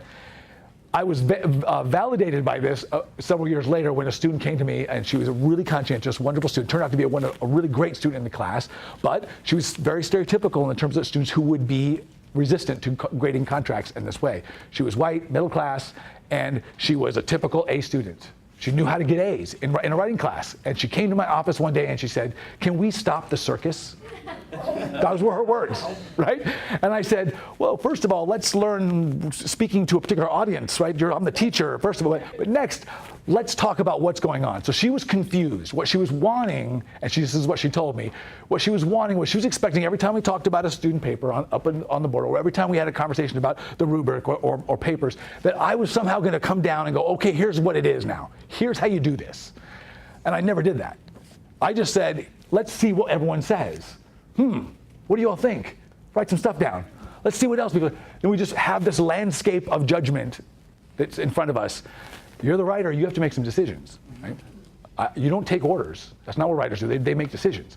So that wasn't what she was used to. She was used to following orders, and she was a really good order follower, and she could get good grades that way, and with very minimal effort. And she just wanted, and she just saw this as it was chaos for her. So that, to me, said, oh, we're doing something right. Because she came with the assumptions of order and control by the teacher, and I did not have that in my classroom very easily, and it felt like chaos to her. So, but turns out, once she understood better my philosophy, and at that moment I realized I need to let my students in a lot more on what's going on behind the curtain, right? So that's what I started doing more of, and her stuff turned around. The orientation to the class turned around completely, and she was really wonderful. I think you had your hand raised, then we'll come here. I'm just wondering if you do this in all of your classes, Yep. From basic skills all the way up? From grad course to first year writing, almost all the examples that I have at the very end here and the samples I here are all undergrad courses, I believe, and or first year writing classes. But the methods do not change.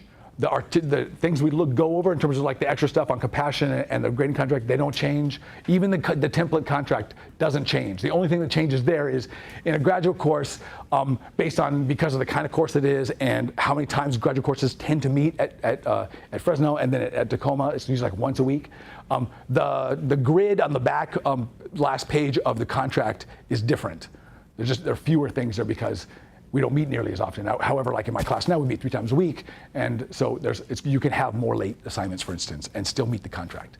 And I want to show the contract to everybody. Yeah. I was just going to say, like, Bonnie, your class would be the perfect class to try this, because like you said, you're retiring soon. So it's not like you're protected as well. Protected by retirement. Marie and I and Tess were talking about this during break, and we're like, oh my God, like I'm getting evaluated next semester by my students, so I am more scared to try it. So I'd love Well, I do this in my fiction writing class, but that's a whole different atmosphere because everybody that takes the class loves to read and write. Yeah. So there's very little they can do to not get an A or a B. That's what I tell them. I mean, I tell them, okay, if you want less than an A or B, here's what you can do. So, and I firmly believe that most students would be in that, would create those conditions themselves. That is, they would come to a first year writing class wanting to read and write if they were given the right conditions. So I don't think there's a difference between a fiction writing class or a creative nonfiction writing class where we're, like, I think we all often have that sentiment, right? The students are coming there with very different exigencies and they're taking the class because they want to, right? As opposed to taking the required class or the mandated class, which is usually the first year writing class or some version of it. I believe that the reason why they come not wanting to do that stuff and needing grades for motivation is because how else are you going to motivate them when they do something and you lash them for it and they get penalized, right? Who would want? Of course, you make them do it some other way, right? I don't want that. I want to find ways which they want to do. I want to add one or two things. Yeah. The other thing is I hope to come back and teach pro rata, so it's not like I'm going forever. So I still want to learn. And I also feel a responsibility as one of the older faculty members. But I don't really care, they're not going to fire me at this point. Yeah. That when a lot of people talk to me about this, including adjuncts, who would be even more fearful than you. And I feel like I should voice it because there's a lot of us out there, you know? And I also want to say, like, this semester I had a guy in my fiction class that was the first time this happened from Persia. And I literally couldn't understand what he was saying in his paper. It wasn't just that there were grammar errors, like I couldn't get it. So I talked to him and said, you know, you're gonna have to go to the writing center and get a little help. And he said, oh, I passed, what was it, 48, 49, 101, and 205, and I was just floored. Like, how could he have passed those? So I'm confused about a lot of this, but maybe when you go over the contracts, I'll understand better. Well, we'll see. Okay. We'll see how yeah. I just have a quick question. I think I've been kind of thinking about when to ask it, but I think this is the time. So, in the back of my head, I'm thinking about your students' willingness to go through something like that. You did mention the particular student who said stop the chaos, but I'm wondering overall, how have your classes been receptive, and is it a lot for you to establish these philosophies early on to get a buy-in from them? Great question. It's a good way to lead into looking at the contract. So I'll show that to you. Since I've already talked about the Charter for Compassion, I won't say a lot, but I'll show it to you a little later. So the contract, in the first page or so of the contract, is kind of a preamble. It explains the philosophy. Here's why we're doing this, and here's what I'm hoping we can get out of it. That starts that conversation. But my first assignment before we even start the first day of class is to read this before you come to class and mark it up, and ask for write what do you understand, what do you not understand, that kind of thing, so they can re-articulate it to me when we get to class. So the first week in small bits throughout the first week and into the second week, we negotiate the terms of the contract, and I tell them this is the contract that the last class negotiated. These are the terms we agreed on, but they're not the terms you need to agree upon. But we're starting there because we have to start somewhere. And so I give them this and tell them, first we're going to figure out what this is telling us that we have to do that's new and different. And then we're going to decide what's fair to us right now, and we'll renegotiate at midpoint when we have a better sense of how things have gone and we know what our lives are kind of like this quarter or semester. And so that's what we do. So Can I get a copy of this? yeah, there's a link in the handout on that page, and I think I made the handout was so thick, and I was hating to ask for too many copies, but there is a version of that there. It's in the electronic handout, and you can get it, and the tiny URL is here. But so we start with that, and we do some reflection on it. We do some discussion, and the first reflections are re-articulating to me in the class. What do you think this says? What's your new role now? What's my role as a teacher now? The important difference is I emphasize that our grading contract is based on labor, and labor alone. So we divorce evaluations and judgments of writing from the course grade. So I tell them, if you do the work we're asking of you to do, the labor we ask you to do, you're going to get the grade that it designates, that labor designates in the contract, no matter what I think of your work. But you have to do that work and do it by the guidelines we give. So for instance, the main guidelines that I use to determine whether any draft or free write or weekend reflection or whatever is done, is complete and on time, is if it's posted on time at the time that I ask, right, in the manner that I ask, and if it has the appropriate number of words. I'll always give a word count because I'm usually dealing electronically. I don't collect papers, and sometimes I'll give them page numbers, but I always give them a word count just because it's easier. And I tell them about 300 words is one page. That's how I know. That's my count in my head, they've answered if it's a prompt or it's a process, they've done everything that's asked. So if there's 3 questions in the prompt and I say, please answer all 3 questions, then if they don't have all 3 questions answered, then then it's incomplete. The first time around, usually the first week or 2, I give everybody a break. Because 1, we're still negotiating the contract, and 2, this is a brand new system, and they don't realize, it's surprising to me how easy it is for most students, no matter where I've been, that they have very fuzzy notions about deadlines and when stuff's due and stuff until week 2 or 3 of my class.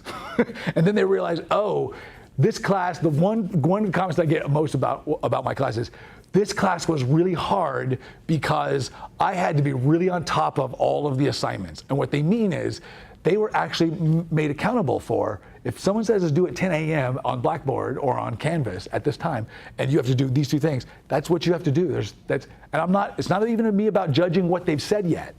I'll give them that feedback, but that's not factoring into whether the assignment counts or not. So the first is a preamble.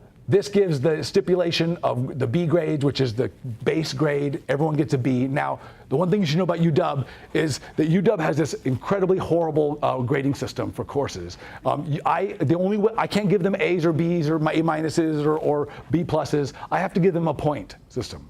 So I can give them a point system from 0.0 to 4.0, which means that they can get anything in between there. Right? So that's why this says for the default is a 3.1. So that's somewhere in the middle of the B category at UW. And why this is horrible is not just because it creates all of these distinctions that are meaningless for the most part, but more importantly, it's in the student psychology. They're thinking about it. How do I get a 3.5? Can I get one more point on that? They're thinking about this crap, and it derails any kind of learning quickly, right? Because they have to think about it. They're smart to think about it because they have to if they want to succeed in the institution. But this is how I've combated it. I've said, look, we're not going to care about anything more than these 4 or 5 grades. I will not be giving anything other than what's designated here. So I'm not going to make too many distinctions except the ones that we've agreed upon. So the B contract is the 3.1 is the base for the contract. You do everything we've asked. That's what you get no matter what. If you want an advanced grade or an A grade, I have this section here, and I identified 3 things. Right, so 3 additional praeses, and that's on the syllabus. 1 presentation or activity, that's on the syllabus as well. And then meet the advanced contract requirements for the projects, which means more sources from the library that they're using, and it's longer. So they have to make sure that when they're doing that, if they want that, and there's separate guidelines for that, which is essentially a longer word count and more sources integrated into the project. Doesn't have to be those things. You would determine like what advanced grades might be, but it's essentially more labor. All it is more labor. So when you get down to the breakdown, this is usually what gets negotiated most because this is the nuts and bolts. Here's how you calculate your grade. We have to use non-participation grades because, again, UW in its infinite idiocracy, it decides that presence in a classroom should not constitute any portion of a grade. So I can't count their attendance or their lack of attendance against them on the course grade. However, I can count participation against them, right? So participation. Now, I'm not sure how you would participate in, say, group work or without being present, but those are the rules, and that's how faculty usually get around this. So we have to call it non-participation. At Fresno State, I just said absences. How about with group work? It could be if it's only done in the class, I suppose. I've even played around with getting rid of this completely in my own circumstance because it's such a fraught issue. I have not had any students ever come back to me, and actually this is a really good point for me to make. In the entire time I've used grading contracts, I've never had a student come back and argue a grade and say I was given an unfair grade. I've never had one come back, never. So it is amazing because I had like one every 2 years, I think, before that. So this is the number that they can get if this is the base contract: 3 late or incomplete assignments, 1 missed, and no ignored. So you can see they're become worse as they go along. I make no differentiation between a draft or a response or a free write in class if it's turned in. It's just an assignment. I tell them all, if I'm not going to give you work that's just busy work, and it's meaningless. It's all going to be scaffolded towards the projects. So it's all important for you to do, or we're using it in class in some way. So that's also puts pressure on me to make sure that I'm not just giving them frivolous work to do, and that it all means something. And I ask them for feedback all the time, right, about it.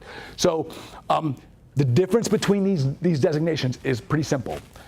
A late assignment is any assignment turned in after the due date and time, but within 48 hours of that time. Because 48 hours tends to be what I've found in my classes, the amount of time in which we use that work. After 2 days, we've already moved on. It's just now it is busy work, even though you got to do it. But that's that's the latest late or incomplete assignment. Missed assignments is a bit worse. It obviously counts worse if you start acquiring those. They count worse. Missed assignment is any assignment turned in after the 48-hour period. So if it's the last week of instruction and that was that week 1 assignment that you didn't do and you turn it in at the very end, it obviously is fairly meaningless, but at least you did the labor, and I can count it because everyone else did the labor. So that becomes a missed assignment. An ignored assignment is at the end of the semester. We're in our final conference meeting, which I always have during finals week, and there's an assignment not accounted for. It never showed up, so you ignored it. So it's the worst possible. It means in this particular case, in this class, this is the upper division course, you can't get a B in the class. You can't meet the contract with that. In my current class, I believe they can have 1 ignored. I think that's right. So I don't put any stock in the actual numbers here. You would want to determine, given your own circumstances and students, what those would be. And of course, if you have a class that meets 2 days a week versus 3 days a week or whatever, some of these things might change a little bit. Like I tend to assign quite a bit. Like I have found that taking something like a large project that's a 10 or 12 page project and chunking it down to these smaller digestible pieces, very small, in fact, in some cases, that it tends to work better. And I have fewer problems with students coming to the last minute going, I just couldn't write the paper. I didn't know how to, because they've just acquired too much writing to that point to not have a draft, right? So because of that, there's a lot of opportunities every week to get a late assignment. And so they really have to be on top of it. And that's also a pitfall. So gauging how much, I've had a few students even say, I got to drop this class. There's just too many things due. Like I'm overwhelmed. I'm like, okay. And it doesn't happen a lot because we talk in the first week or 2 about this thing. And because I asked them to do labor tweets and stuff, and I'll talk about that also, that we have a few conversations and they're ongoing about how is the labor load going? Is it too much? Are you be able to get everything done? Are you finding crunch time? Tell me about what's going on, and then maybe I can adjust things. Right? So, and I'm always happy to do that if I can, without compromising the integrity of the class. But I've always tried to do that, and about 50% of the time we'll compromise and do something, and I'll alter some stuff. The one important thing about my contract is there's a gimme in it, and this is get out of jail free card. You can take one of these things off for any reason. Now, the only stipulation is if it's a missed or an ignored, it just jumps to the next category. So if you have 1 ignored and you want to use your gimme to take that ignored off, okay, now it becomes a missed. And if it's a missed, now it becomes a late. If it's a late, it goes off. So that's how we do that.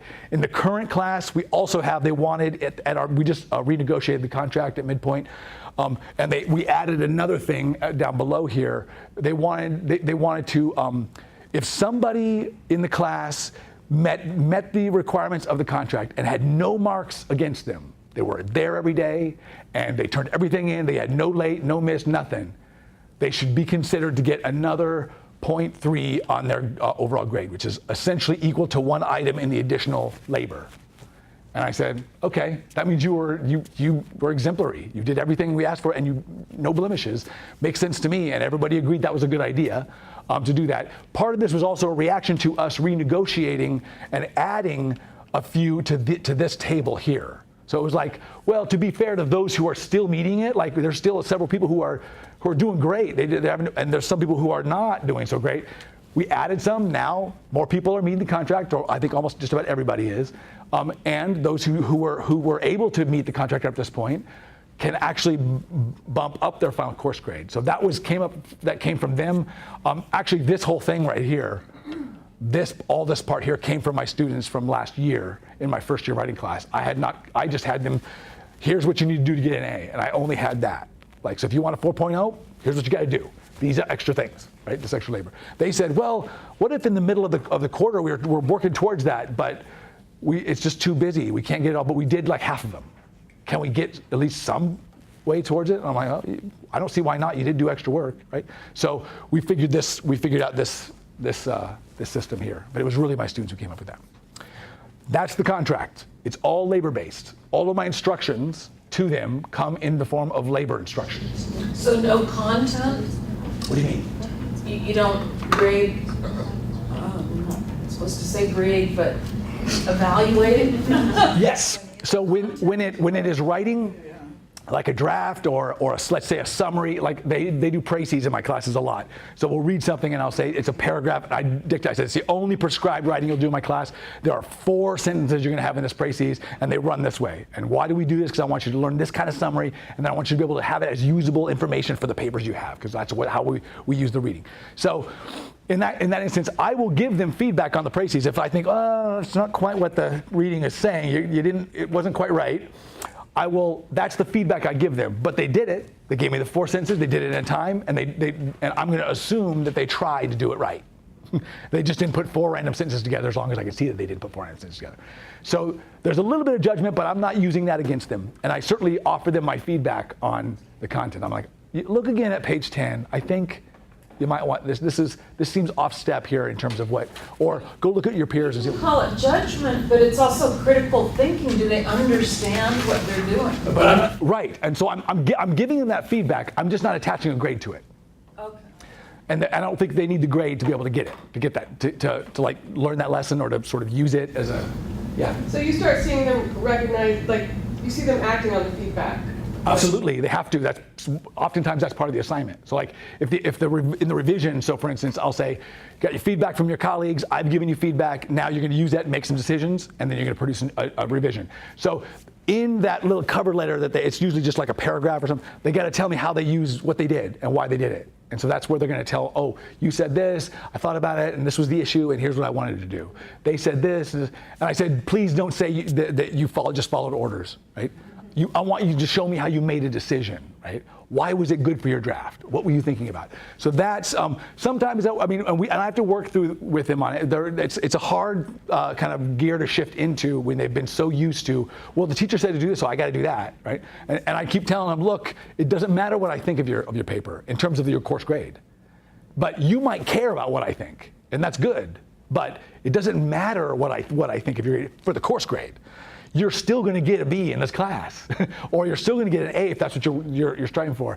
No matter what I think of your thing, just work, just be in the labor, right? I realized I didn't answer one question about students' responses to the contract that you were asking earlier. I would say that about 95% of my students at Fresno State and where I'm at now embrace the contract pretty much wholeheartedly. And like that student that I described earlier, it's the same demographic, right? I mean, even without sort of the racial placement of her, we can say these are whoever your students are, if they're the typical A student, the ones who are used to getting good grades with probably little effort, in their classes before, those are the ones that typically in my class have the hardest time. They don't always have a hard time with it. They're often relieved. Oh, I can take some risks. I can fuck up, and it'll be okay. I don't have to worry about that. But if there's going to be someone who's trouble with the contract, it will be them, because they'll say, well, my A's worth less. I'm like, what do you mean it's worth less? Well, anybody can get an A, right? I mean, that's really what they're thinking, right? They're thinking, well, I don't get to be on the top of the pyramid anymore. Like, who am I sharing this with? So is it worth? And I'm trying to tell them, like, no, look, that's not what we're trying to accomplish here, right? So what we're trying to accomplish is that everybody works the same labor, the same amount of labor. You just are going to get to go farther now than you were in the past. What you did was reach this really very attainable fruit. It was an A in an English class was low-hanging fruit. You just pull it off. Now I want you to reach the top branch. So it just means you got to work harder and longer, probably, in my case, in our cases. So for sure, I think that I have found students have been very responsive in positive ways to the contract. They, with almost no prompting, will tell me, I like the idea of having the freedom to write things without being judged by it, without having grades, without my grade suffering because I made a mistake. They may not have the same language I have for that, but they'll say stuff like, without it being correct, right? Because they're still working under that mindset, like, oh, what's correct is what the teacher tells me is correct. When in reality, I'm just saying there's nothing that's correct. It's your response, right? I can tell you what the preferred reading is, right, in this academic space, but that doesn't mean that you have to have that preferred reading. So there is some advantages, and I do work hard to like ask us about that and to probe us and to make sure that it's responding to the students that I have. Yeah. Can you remind us? I forgot the top of this whole sheet.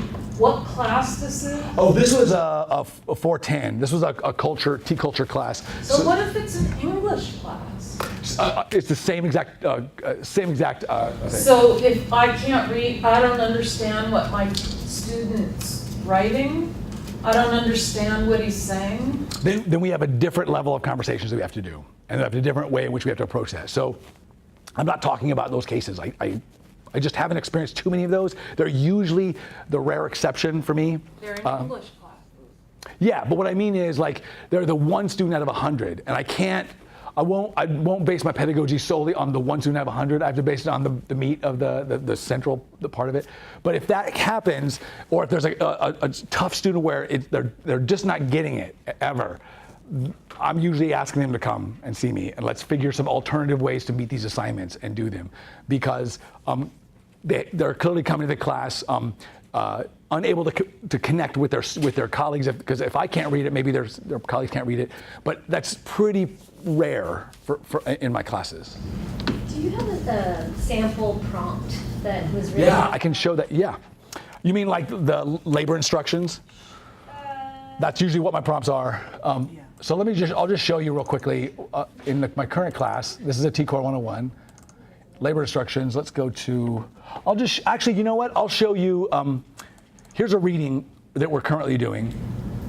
And was this collaborative? Did the students come up with this too? Out of inquiry, or not this one, because it's a simple reading that we're doing that I supplied for them. It's some text on Stuart Hall and some cultural studies stuff, and I'm asking them to do some work in their projects around interpreting culture and producing culture, and what does that mean, and how do we do it? So we've looked at some Saussure, and we looked at some Foucault, and all through Stuart Hall. And so I have this template which reminds them of their labor log, which I'll show you in a second, because I like them to log all sessions of labor for our class in our labor log, since labor is an important part of how we calculate grades. Although I don't use that, and I tell them I don't use it to calculate their grade. We use it as a reflective tool, as a mindful tool, to pause for a second and to record a session of labor for the class and see what we're doing later on. So I give a little purpose statement, a very simple instructions. If it's a writing instruction, there might be more here, but this is just reading stuff, reading a section of our text, and then the main meat of it is the process, and that's this. So here's the mindful, finding a quiet spot, some mindful breathing that like we do in class, Then I refer them to a section in our handbook on annotation and taking notes on pages. I give them 2 questions to focus their reading on. I give them about how much time they're going to take, but it may depending on how fast they read. And then I ask them to tweet something. This is reading instructions. And the writing one, when there's a product involved, I give them those number of words. Now, the reason I'm showing this one to you is because I want to show you what they produce. So this is not done yet, so it's in the process. So I asked them to include their the course hashtag, and here's the latest. So let's see. Here's one. So Michelle has this. So in the instructions, I asked them usually to do something like grab some media, an ad, and apply it to the reading, or do that. So this is one, and she's asked this question: how does this ad help portray and stereotype what a woman should look like or do in order to be a beach body ready, and why? There's a couple of assignments we're doing. Let's see, I think this is the reading assignment that we were just looking at. His is, I can use this preferred reading meaning. So preferred meaning is something that Hall brings up in this thing, and delve into my project's artifacts even more. That's Damien's. So I usually will ask them, take a picture, show me your annotation. I also know that Damien's did this 9 hours ago, so he's a little ahead of the curve in terms of like when this assignment is due. And I can see that, who has or has not been able to do it. Lexi's is really interesting. Another interesting one was who's really early. Let's see. Oh, that's a good one. Let's see, where? This one is representation. Oh shoot, I forget. We're only taking excerpts like this, like the first chapter of it. This is the one I was looking for. What's that? McClintock is in the appendix to chapter 1. He includes a McClintock excerpt from it. But yes, we are already looking at McClintock. So I asked them to read a portion of Hall and then find an ad that they think they can use one of the concepts that identifies something about it. And it had to do with difference, and some are using gender as difference, some are using race as difference. So one of them used this one. This was a really interesting sort of set of differences in terms of like, if you can, one child is holding something that's been banned in America to protect them. It's the chocolate egg, right? And this not banned. It's an assault rifle, right? So interesting sort of use of difference without saying it in the ad, and we're using the Hall reading to identify those differences. In class, we'll then use some of these to see it. I use these also to see how the labor flows in the class. When I've assigned it and when it's due, if I notice everyone's clumped over at right before class to do something, I'll ask, and we did this last fall, I asked them, I notice y'all are posting like several hours, just a few hours before class. Are we doing too much? Do we need to slow down? Do we need to change? All we did was change the due dates for things. So it was because more people in the class worked or their schedules changed, and so we wanted to try to respond to that. So I use the tweeting partly as a mindful practice. Pause after you're reading for 30 seconds. Take a picture of a page. Tell me one thing that you liked about it, or one interesting fact that you learned from that page. That's it, right? What I love about this is that they also turned out to be, this class, the last couple of classes when I've been doing this kind of stuff, they turned out to be really great annotators with very little, I have not given a lot of, we don't spend a lot of time annotating, where in the past at Fresno State, I had to spend a lot of time helping my students learn how to write in a text. And I couldn't get my students to do it at Southern Illinois University, Edwardsville. And there was a good reason for that at Southern Illinois. That was because all those texts were rentals. So they were used to not writing it. They couldn't turn it back in, So I didn't like that policy. I understand the reasons for it. But what I like about this is these are all electronic. We just got them for free. And we just print them off. And I tell them, and the first instructions is print this all off. Please don't read this only on your laptop. And I show them one bit of research that shows how reading retention is reduced when you read it electronically. So I said, read it on paper, have it in front of you. I want you to have it in class. It's good not making it a book too, because that comes before that, parents don't want their kids writing in books. Yeah, I know. That's a bad thing. So that's a good idea. You had your hand raised. I just wanted to see if maybe please have a copy of your labor instruction prompt? Would that be possible? Absolutely. I'm happy to give you that. Let me go back to this. So let me just real quickly show you the labor log. So all my classes do this. I do it with them. So this is a version of mine at some point in last spring in that same class. I give this to them, a copy of this on Google Drive, and I tell them, use this, and then we open it up in class and look at it, and then I tell them, every labor session you do for my class, no matter how small or long it is, please enter it here. So if you do 2 or 3 in a matter of 6 hours, make sure there's 2 or 3 entries in here, and there's a good reason for it. So duration in minutes, the format of the date, or the date, a brief description of what the labor session was about, a designation of either R for reading, primarily reading, or is primarily writing, W, the time you started, where you were at, and an overall rating of engagement, 1 to 5. 1 being almost no engagement or very low, and 5 being very high, and 3 being neutral. And the reason for that, and I tell them, please be stingy on the ratings. Everything can't be a 1 and everything can't be a 5. And everything probably isn't a 3. And over the course of the semester or quarter, you will likely have to use the entire range of ratings. So keep that in mind. That is, and the key is be stingy, but also try to remember that you're going to likely use the whole range. I won't get into the theory behind the assessment theory behind that, but that's essentially really good advice for any rater using any rating system. I'm safe because this is a 5-star rating system, and our students are very acclimated to 5-star rating systems, from grades to movie recommendations and so forth. So they have a good sense of what those 5 stars tend to mean. It's not scientific by any means, but what happens is when at midpoint and at final, I ask them to reflect upon these things, and we look at some of the trends that happen in the class. And these graphs are graphed when we get those from the log itself.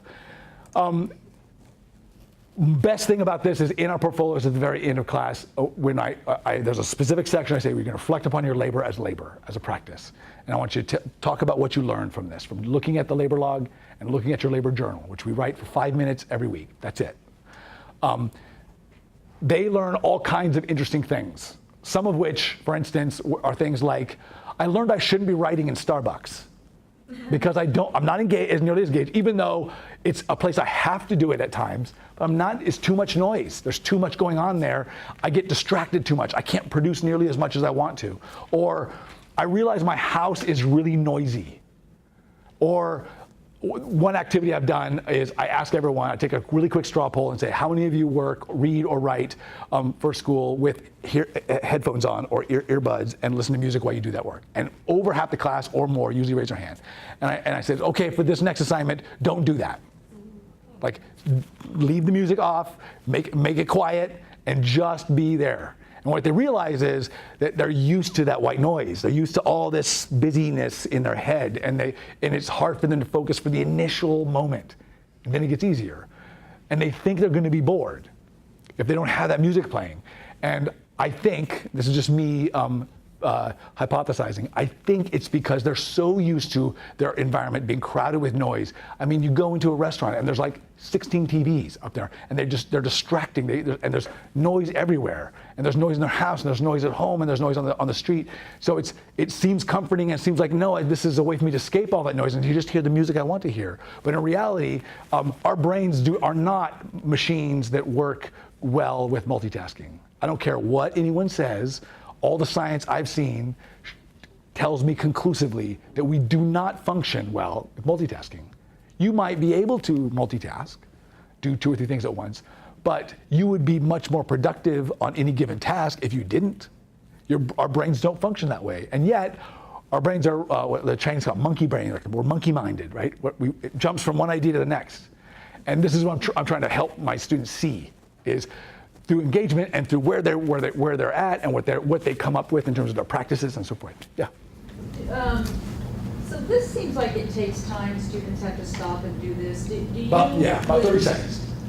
With your reflections, is this the only additional assignment that they have to do with their assignments, or are there other types of metacognitive activities that you have? No, this is it. And it's incorporated into the process assignment. So it's just a little red reminder. Make sure you log your labor in your labor log.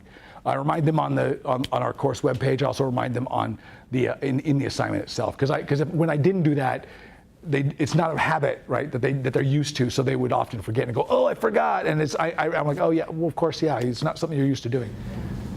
So you give them the template for this, and Yes. and then they all share. All the they just just share it with you by them. Just you are the one. They don't share it with everybody else, right? Just you. No, it's just it's just between the student and myself. Yeah, right. I mean, if they wanted to share it with there's nothing that stops me from having them share it. But no, I just give it to them in their name. I make a name folder for all my students, and I just share the I guess I could probably just share the file, but I share the folder because I want to encourage them to keep copies of stuff in that folder, and we have other assignments that I want them to put in there so we can look at and stuff. We've talked about dimension-based rubrics, and so I don't know how much more I want to say about these. They're in your handout, and since we've already done it, I want to move to the next one. Is that okay? Or are there questions about the dimension-based rubrics? Here's an example of one dimension that I was mentioning before. This is one my students came up with a couple years ago, and what I like to capture in my rubrics there's the dimension, and then there's these traits. And it's the traits that get built over the semester or quarter. So every time we come back and reflect upon it, every time we use the rubric to create feedback, we then take a few minutes and reflect upon what did I learn about this dimension that we were looking at in everyone's work, and do we need to add a trait or an idea that this also kind of means? So this is various ways, and what I do is we always keep a different color for those dimensions that seem like they're contradictory in and of themselves. So like paper should be relevant to the audience, paper should only be relevant to itself. So those were two ideas that came up in groups around constructing a purpose that they thought were important in evaluating, or what made for good purposes or good construction of purposes, and they were contradictory. So I just made them blue here so that we can see the contradictions. And I want to hold on to those contradictions and differences as much as possible. So let me show you this, and I'm gonna move through this pretty fast because you can get it, and there's also a section in the handout on it, because I want us to do the little activity that I had set up for us, which is the problem posing. This isn't problem posing, although it is problem posing in one way. So one thing that I've done in my classes, my first year classes mostly, because we have more time to do this, is investigate white privilege or whiteness in our own judgment activities, and in our rubrics, and in our judgments of each other's work. This is just a reminder that when I do this work in classes, we go over ground rules. We have that compassion that encapsulates the context, and we've read some sources on whiteness. That's usually what we start with. And I gave a few in the handout that I often use. I don't use this term, racial habitus or a white racial habitus, but I use it with teachers, because it's an easy way to say, well, it's that structuring structure that structures the readings and languages that we use, right? But what I tell students is it's a set of dispositions to language. And when I say language, I mean reading and writing. When we value language, we're languaging. When we read and when we write, we're languaging. When we're making judgments and articulating those, we're languaging. You can make up language, or you can use language that is given to you or presented to you. So that is the dispositions. It's the dispositions to certain ways of doing those things, right? So that's what's informing this. And when I'm also asking students often to think about not just discursively or linguistically, what's on the page, what are the words being used, but also the materially and bodily. We never read just the paper as teachers or students. Never do we do that. I don't believe it. You can take names off of papers and just try to read them and grade them that way, but I know from experience by week 4, I know who's written what, or likely. And it's hard for me not to have, and I'm thinking, why would I not want that? Why do I not want that? Because we think that somehow it's fairer if we don't consider the student. But I mean, when I think about that statement, it's fairer if I don't consider who wrote this. That doesn't make sense to me. Like, to be fair means I consider who wrote this. So material and bodily and performativity, that is how we perform our racial codes and our racial associations. And we can change this, of course, to sexual orientation, or to religious orientations, or to gender, gender fluidity and so forth. So it really just kind of depends on what aspects you want to highlight. I'm looking at whiteness. And so some of the sources I've used is this. This one is a pretty nice site, but I think it's kind of old. I think it's a couple years old. I don't know if the stories on there are newer. I like Eduardo Bonilla Silva's work a lot, partly because it's kind of empirical and offers all these really nice numbers and stuff on it. But it's also very linguistic. I mean, he's saying here are the frames by which people talk about race. Krista Radcliffe's stuff is really great. Rhetorical listening is a really great strategy. In effect, we led through one way to think about how to do rhetorical listening in the compassionate listening exercise. She's thinking about it in terms of gender and whiteness, and how do we think about those things within a listening category. Of course, I'm sure you all know Ruth Frankenberg. And then there's this. So often in a 10-week quarter, I don't have a lot of time for us to spend doing that stuff, reading that, talking about it, and then moving to the stuff that we're supposed to do in the class. So I've digested a lot of this for them. So from these sources and a few others, I create this. And you should have a copy of it. It's this one. It's like a one-page, two-sided thing. It's a table. I use it for a variety of things. It started by, this table started by me using it in writing centers with training tutors to think about how is whiteness informing the discourses we use to help other writers, and maybe does the discourse on whiteness, how does it influence assignments that we see in front of us that we might help students read and understand, right? So I'm asking us, like in my context with my tutors, I'm also director of our writing center. I say we're not going to we can't, I think it's unethical for us to simply say, let's figure out how you can follow these orders. It's not to say we're going to talk against that professor. We're not, that professors, that's their course. But we are going to say, here's how we might read this in terms of what it's saying and what we understand is going on with your writing. So we're going to try to validate that writing and say, this is your discourse, and here's the assumption discourse of the teacher, and they're not the same, right? This is how we do it. So I've identified 1, 2, 3, 4 elements or traits of whiteness within discourses, and they're going to sound really, really, really familiar, and we might all even be able to say these are traits that I would ascribe to. And again, as I've said before, it's not that this discourse of whiteness is necessarily a bad thing, right? It is how it is deployed and how it is used against people that makes it the bad thing, right? So hyper-individualism, individual, rational, controlled self, rule-governed contractual relationships, and clarity, order, and control. It's often easy for folks to see that last one for sure, and the first one. The whole idea of the personal essay is probably a genre of writing that is hyper-individualized. We make meaning from ourselves. There's nothing wrong with saying that, I think, but there might be something wrong with valuing only that and then judging everyone against that standard. So I'm showing that to you to show you, like, this is one way I condensed all that reading on whiteness and saying, if we can't do it in my class, I give them this handout and say, this is the reference we'll use to do it. Now, if there's resistance or misunderstanding or whatever, then we might have to look at some sources, because I don't want them to be confused. I certainly don't want them to just take my word on it, right? I want them to be able to see what other folks have said. So here's what I want us to do. You have the paper in front of you? This is how we're going to do this. So put that paper aside, and there's a sheet of paper here, or there's a paper. On the first side is this it says Rating Guide for the Writing Skills Assessment. This is a timed writing exam. I realize that there is some awkwardness about using that in place of a classroom essay where they might have time to do it at home and so forth. But because I wanted to use something short that we could do reasonably quickly and then do the other real work that I want us to do. So that's why I've chosen this. And I've gotten permission from the student whose paper we're going to read and comment on to use it in this forum.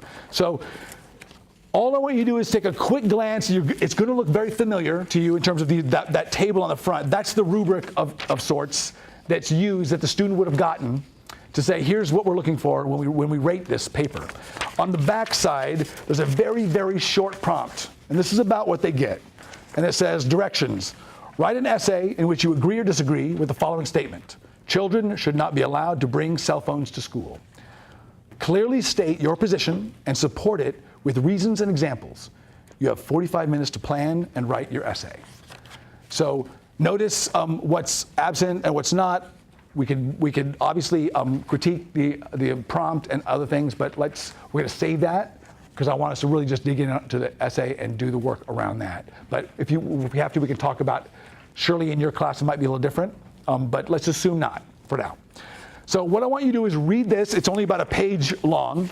Read it and comment on it like you would if you got it as an assignment from your class. Like pretend you had assigned this, and they took it home, they wrote it, and they came back, and you got it. Make sure that you give a little end note or whatever is at the very end to explain to the student why your evaluation is what it is. So do exactly what you would do in a class for the paper. Do we know what level of class? Let's assume that this is a first-year class of some sort.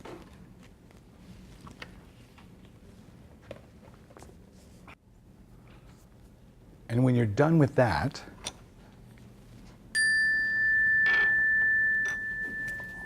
add to your learning poem.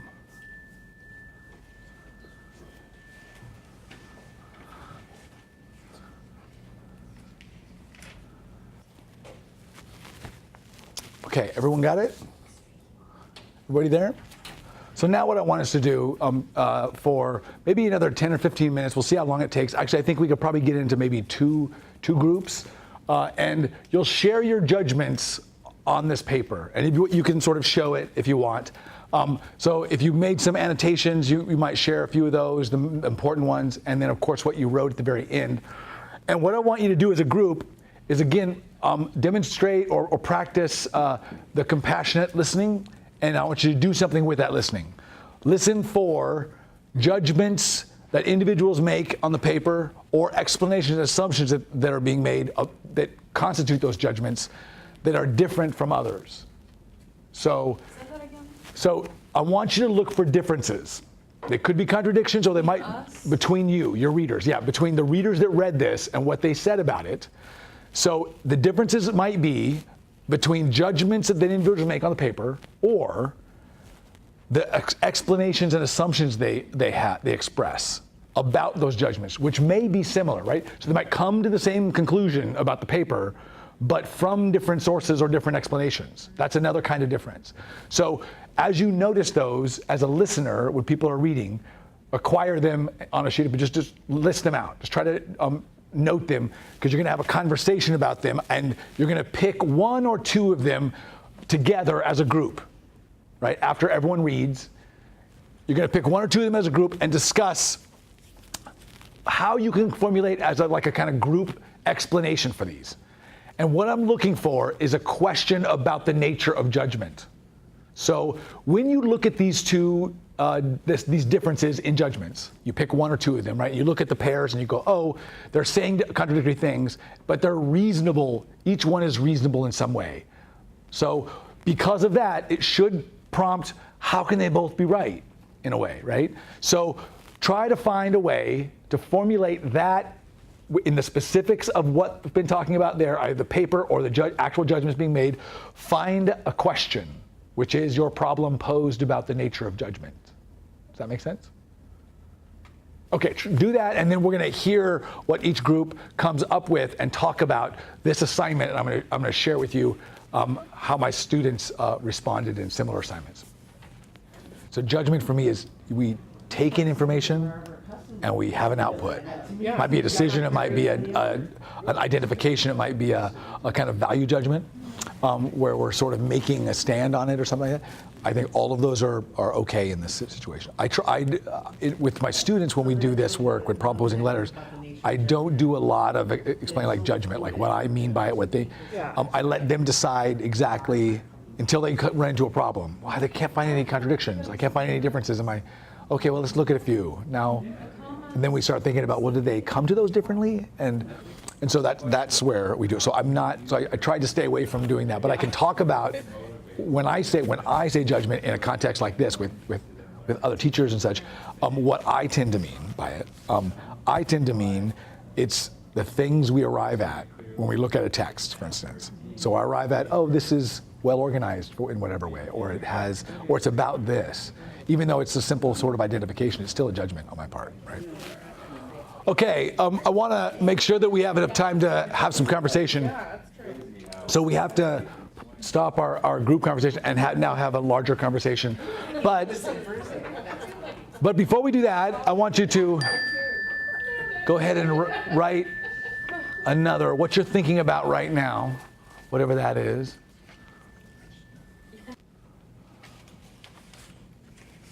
All right. Now, normally, this kind of activity, this problem-posing activity, as I said before, each individual student would do it. But I think there's a lot of value in having more minds on a problem, you know. But I often want each individual student to be problem-posing the judgments of their own paper so they can come up with their own ideas.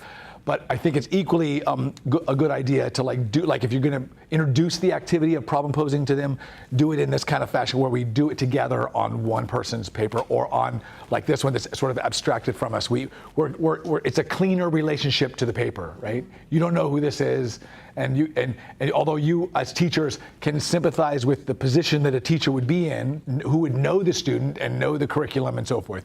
So this is safe here for us, but you could find something that might be equally safe in your own classrooms to be able to have these kinds of conversations that then would translate to doing it individually on their own later. So let me ask. We'll start with the group in the back, and we'll come to this group.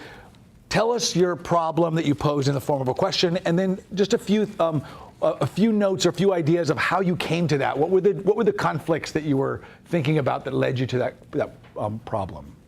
And let's just talk about it for just a minute or two. Do you have another question? Okay, so we all had similar things to say about what we thought the student needed to do, and we were trying to think about how to do that. With the first question we kept asking each other was, well, what level class is this? What level? Is this like 47A? Is this 101? What level is the student at? We all wanted to know what the student level was, and then we were going to say, well, if that was the case, we'll put this standard on that student, and we realized that was the problem. So. So we backed off from that, and the way we worded the question was how best to give direction for improvement to a student based on what we recognize as what the student has specifically proposed in the essay. How can we suggest improvement based on that proposal, what they have proposed to set the standards for, without applying our own standards? So let me see if I can re-articulate what you're saying. So the problem here is that by the absence of this particular standard in this case, that you're asking from various judges, if we have various judgments, how am I going to put this? How do we judge this paper based on the standard by which it has given itself to write? Yeah, not judge it, but how do we give direction for improvement? Direction for improvement based on the standard that it has given us itself. On its own terms, how do we give? Okay, all right.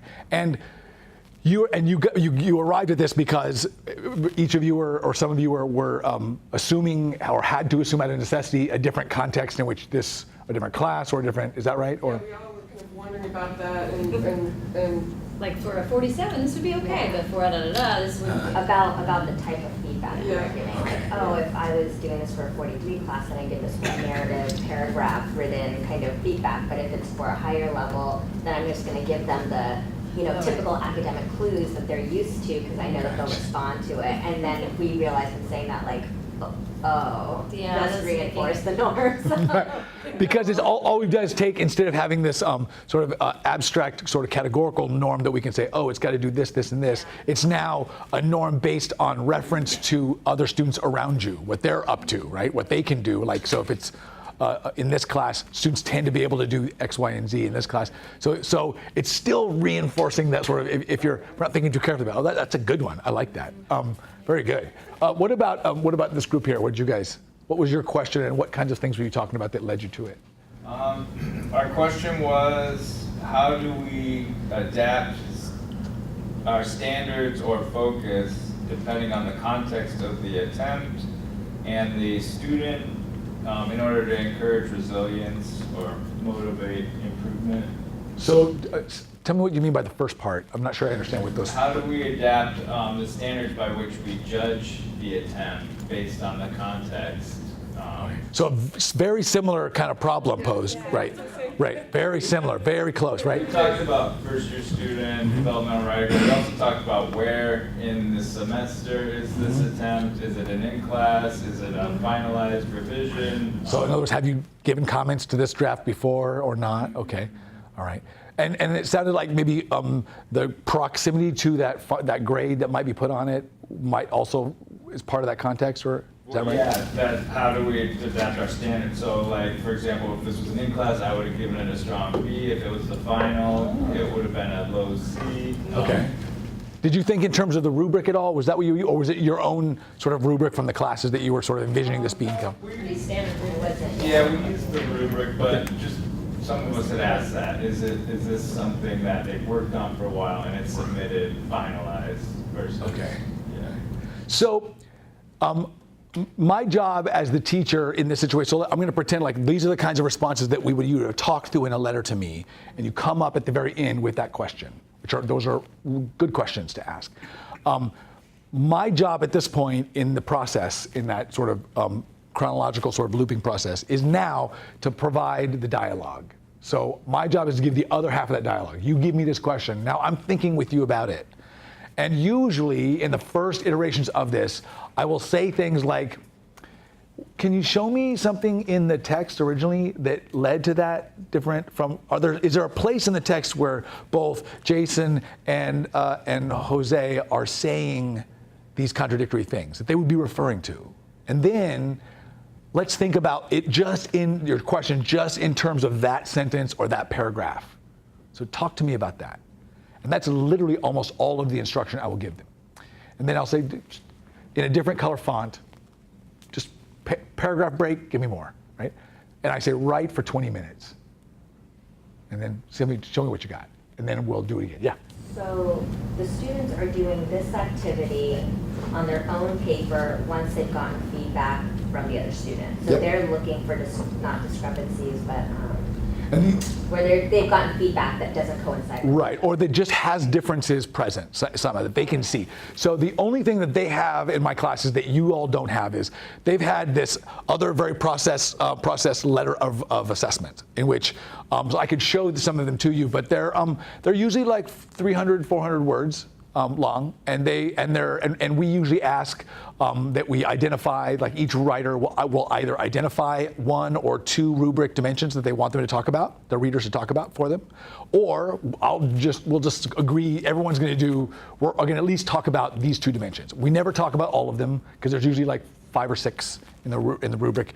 Only 1 or 2 is the max that we can talk. And I lead them through the process. They get to that 300, 400 words by, their assessments are never skimpy. And the reason they're never skimpy is because the process that requires them to do it is something like this, or it's always a version of this.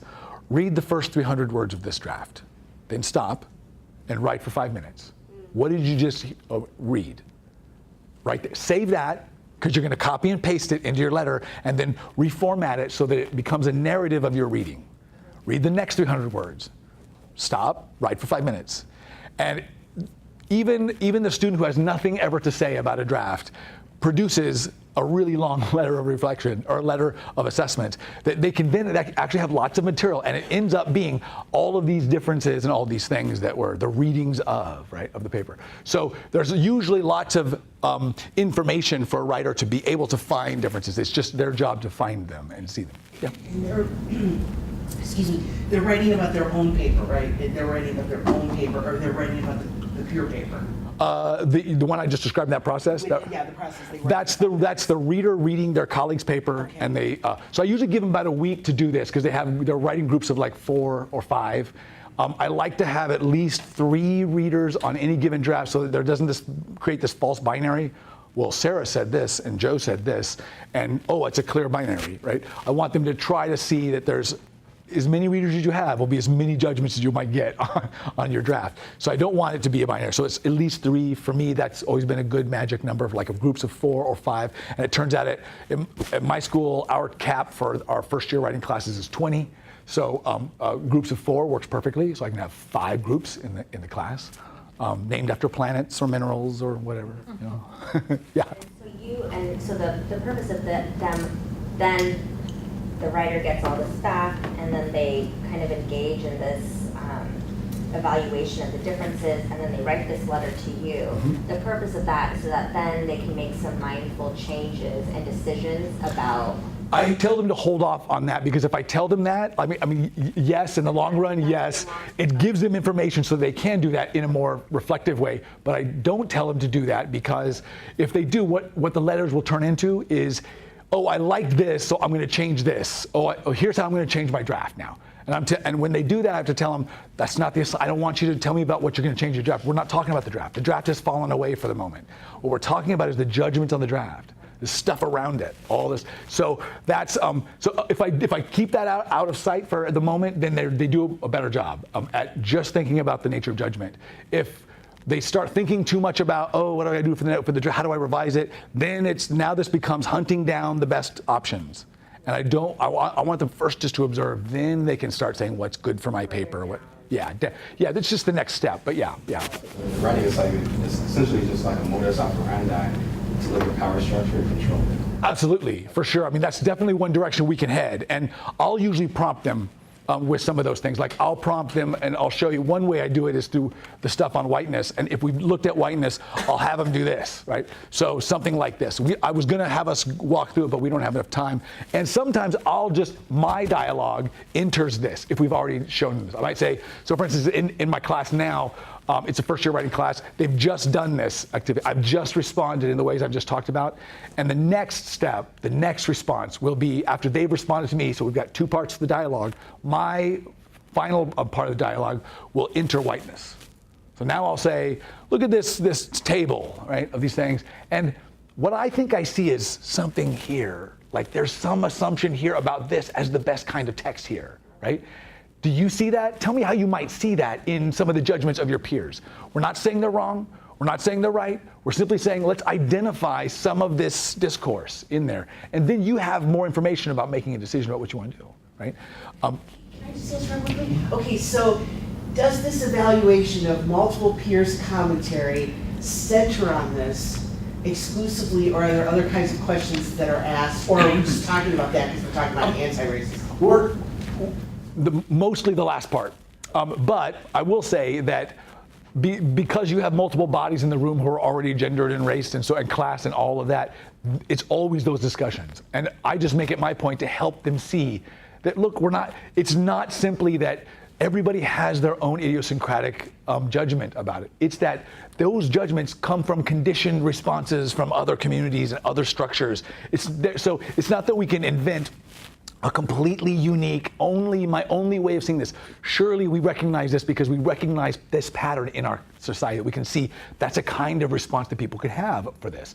So why would that be? So that's usually what I'm asking. How is it reasonable that other people would have this also? Like, what does it take for someone to see this make this kind of judgment on my paper?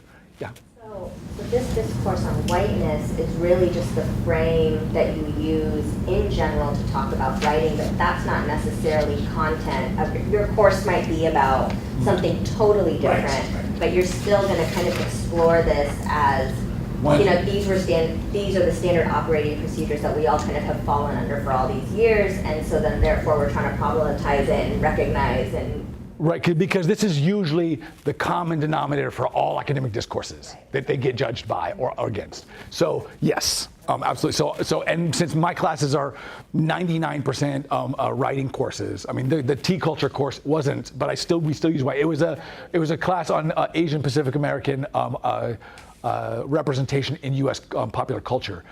But of course, the first book we read was on the history of whiteness in the United States, because we needed to know that to know how the Chinese or the Asian is set against, right? So I mean, and it's all you can't not see that after you see the history of whiteness. So this was again, I'm lucky because my subject matter of the courses that I teach tend to be able to make this very agreeable. But it is exactly as you say. That's how I frame it. But if some folks don't feel that comfortable doing this, so you don't even really need to enter whiteness if you don't have enough time or you don't feel comfortable with the material just yet.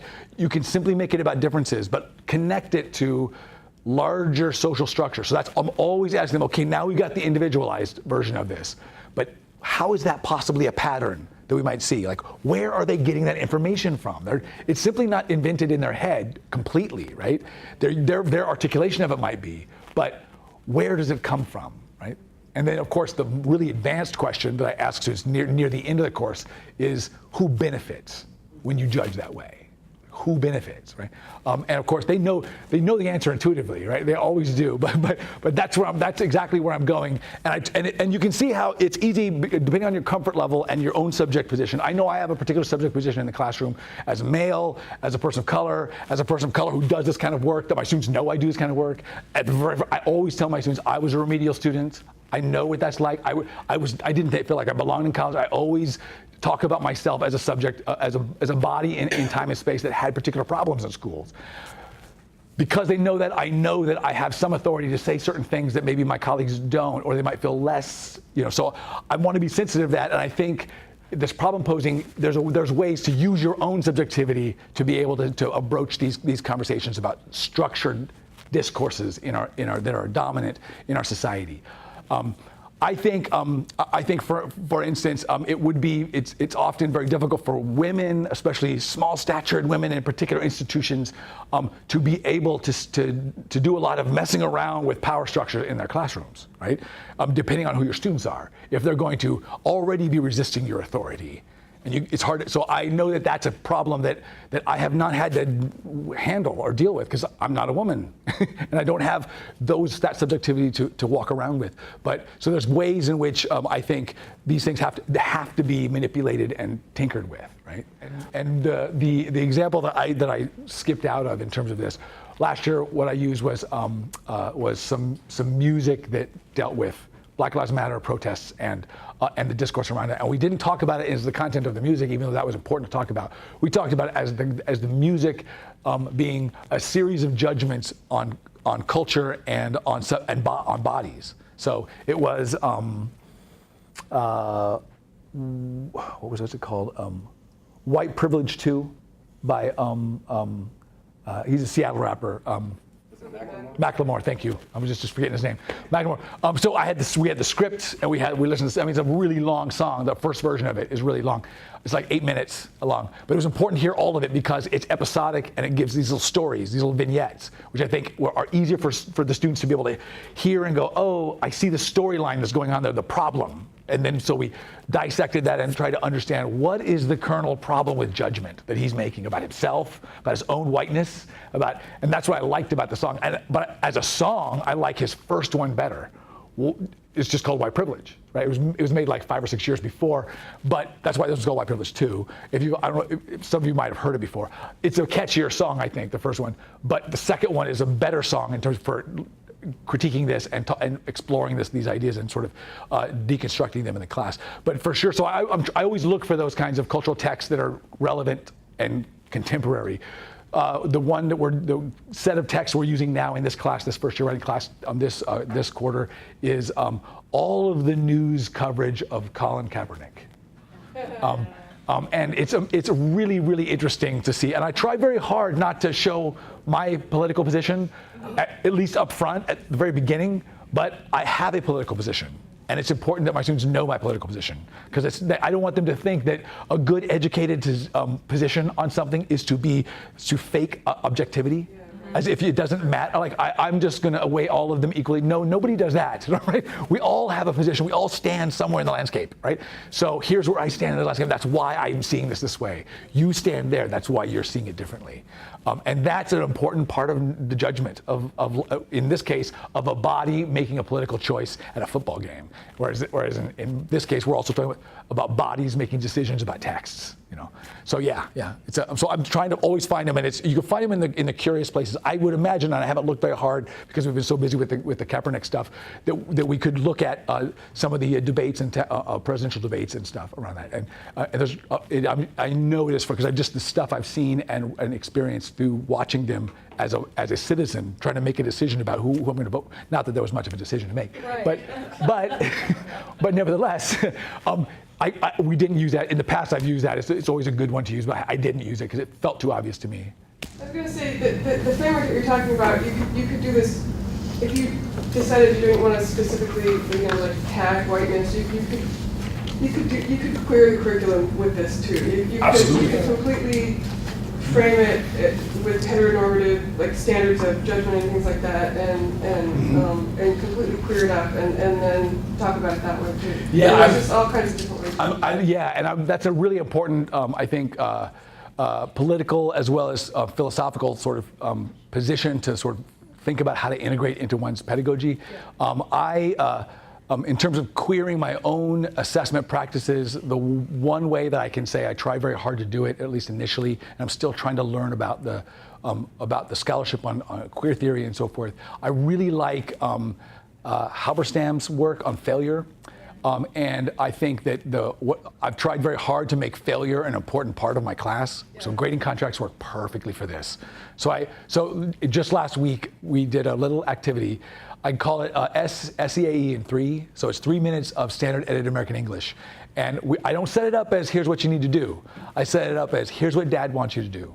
Dad, dominant academic discourse. Dad can be a fucker sometimes, right? He can be very strict, right? So here's what I want. So SEA in 3, what we did was the cumulative sentence. It's the E.B. White sentence. It's the once more to the lake. It is the sentence that stops in the middle and you put a comma and you add stuff, you accumulate cumulative sentences. If you're familiar with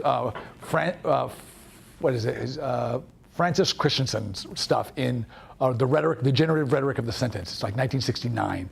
And my mentor from Oregon State, Chris Anderson, wrote a book, a very slender book based on Christensen rhetoric called Free/Style. And it also used the cumulative sentence. That this is a sentence that's basically the essay. And if you write the sentence like this, your thinking will change and you'll think like an essay. And it's what most writing teachers want. And they're right. So I start with verb clusters, move to noun clusters, and prepositional phrases and such to accumulate meaning. And I showed them some examples, and we try it out. So we did 5 minutes to try out. We wrote these crazy sentences, and we looked at, and last week it was great. Verb clusters easy, noun clusters a little harder. Not that hard, but a little harder. And most every week, so we did my collection. We looked on the document camera. And each one read, and there was only about half the class that got it right. And I said, you all failed wonderfully, because they gave it a try. Partly they failed, and they recognized this. They told me, and I didn't realize it when I was making it. The first time around, I just asked them to write any sentence they wanted to, and then they were going to make the cumulative sentence out of it. This time around, I asked them to write it about from some idea from Stuart Hall's stuff on discourse and the subject, right? So something the theoretical hard stuff they were learning from this text, they just learned for the first time. It was very difficult, and it was difficult to create those sentences with that abstract. So one of my students said, I don't even understand the text very well myself, and it's really abstract. And I'm like, yeah. It's abstract, and that's hard to negotiate those elements grammatically in this with this new set of grammatical structures. Then I showed them that famous speech, which I'm sure many of you know, from the end speech at the very end of the 1940 movie from Charlie Chaplin, The Great Dictator. So it's full of cumulative sentences that have lots of noun clusters in them, right? And of course, it's a really wonderful film and a really wonderful ending moment on this. Besides the fact that he identifies class and race in there, and he's a Jew pretending to be a dictator who's supposed to be parodying Hitler, right? And so I'm thinking this was done in 1940, first of all, and we haven't even lived up to it, right? Not even close to living up to it, right? And this is 1940. It's not like these ideas of social justice haven't been around for a while. So, but what it offered was this really, so I gave them the transcript, I bolded some of the sentences that were used of these noun clusters and made cumulative sentences and showed them how it could be done. They were less thrilled, or I should say they were less enthusiastic about that, although they were more interested in the film's version. Because this is 1940, when Hollywood had less sophisticated ways of capturing a speech like that, which is like 4 or 5 minutes long, and we're not used to listening to someone talk for 4 or 5 minutes. Our attention spans just aren't that long anymore, at least not for films. Although I was riveted, right? but they were less so. And so they talked about that and how it was like this one shot on him, and they were wanting something else. And so it was an interesting way to talk about how film arrangement affects our judgments of what's being said. Because I was making the argument, this is some compelling stuff. As much as it's parody, as much as it's 1940, and you got Charlie Chaplin with this sort of Britishy accent. It's pretty compelling. I don't know how you can't be compelled by the kinds of sentiments that he's making there. And in the context of this parody of him being like a fake Hitler who realizes, I can't do this. I can't. It's unethical for me to I have to tell you. So anyway, they were less than they were not. We wanted to talk about Colin Kaepernick. So we talked about Colin. Anyway, you all have been super fantastic today. We're just about out of time. I want to be really respectful of your time. I know that we've gone just over, but I'll show you. Just as a side note, if you look at the presentation afterwards, this is some of the stuff that my first year writing students did on the very activity you just did. So I asked them, and the secret is, when they do this reflection, is to get them to create the table first. So in the reading instructions, I asked them to create a table that essentially compares, for instance, rubric dimensions. So we're problematizing the rubric itself, not the judgments yet. Rubric dimensions and the whiteness traits from our thing, right? So in this class, we read something, and I asked them just to put the page number there. So it wasn't the table. We had time to do this without the table. So that's how they did this. And then they reflect, and this is Lucas, he's an African-American male who reflected on some of these things. And I just asked him, pick a couple and reflect on them. Tell us what you're seeing there and some of the problems you see posed by this. Again, I'm trying to be respectful of your time. This is Jonathan. He's a white male. He's middle class, a really smart kid, and really conscious of his whiteness in a way that he wasn't before the start of the class. And in this case, this is another table that I asked them to create in which they take their colleagues' judgments, like I asked you all to do, and then match it to the traits of whiteness. So then this gives them that visual link, and then talk about those connections. Same kind of activity, but now it's on their colleagues' judgments and not.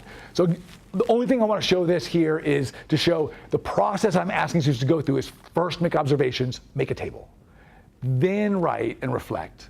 So really it's a mindful activity that says, let's be compassionate and mindful to ourselves, and first just take some organized notes, and then I asked them, put this at the top of your letter to me. Like just put that table at the top, and then start Dear Asao, and then write.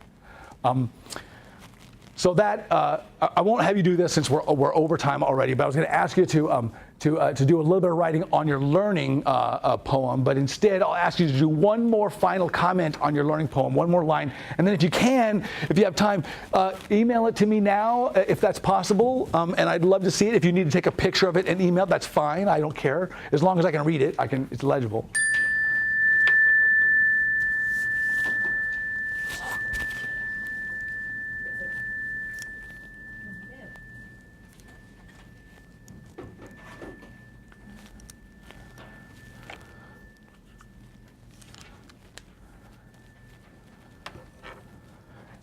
And of course, I'm happy to stick around and answer questions or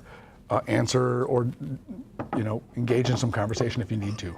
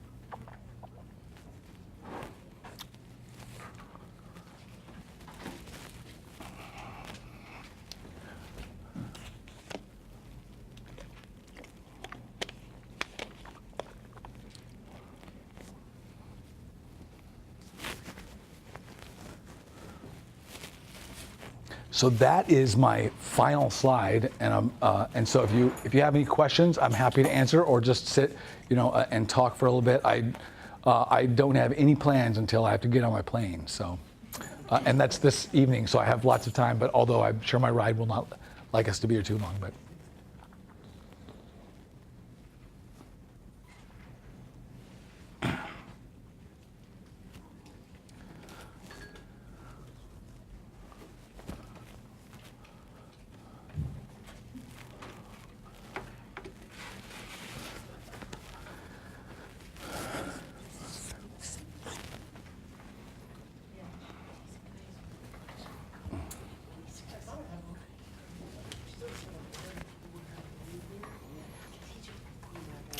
And if, by the way, if there's something that I mentioned that you can't find in a handout, a link to like some of the labor instructions or something like that, if you want to see some of the, I'm happy to share what, I try to make my classrooms as open as possible. So if you want something, just email me and ask me for it, and I'll be happy to share it with anyone. I probably will, so that everyone can have a version of it. I might, if it's useful, I might add it to the handout and then let you know where that link on the handout is, so that it's, everyone can get it. I want to keep emailing it to everybody. So good, because pretty much everything that I do in my classes is all on Google Drive. So it's easy for me to make a short URL and put it on there for you all. So if you need something else, just let me know. I'm happy to give it to you. You all were great, really well engaged. Thank you so much for the time. I appreciate it. Yeah.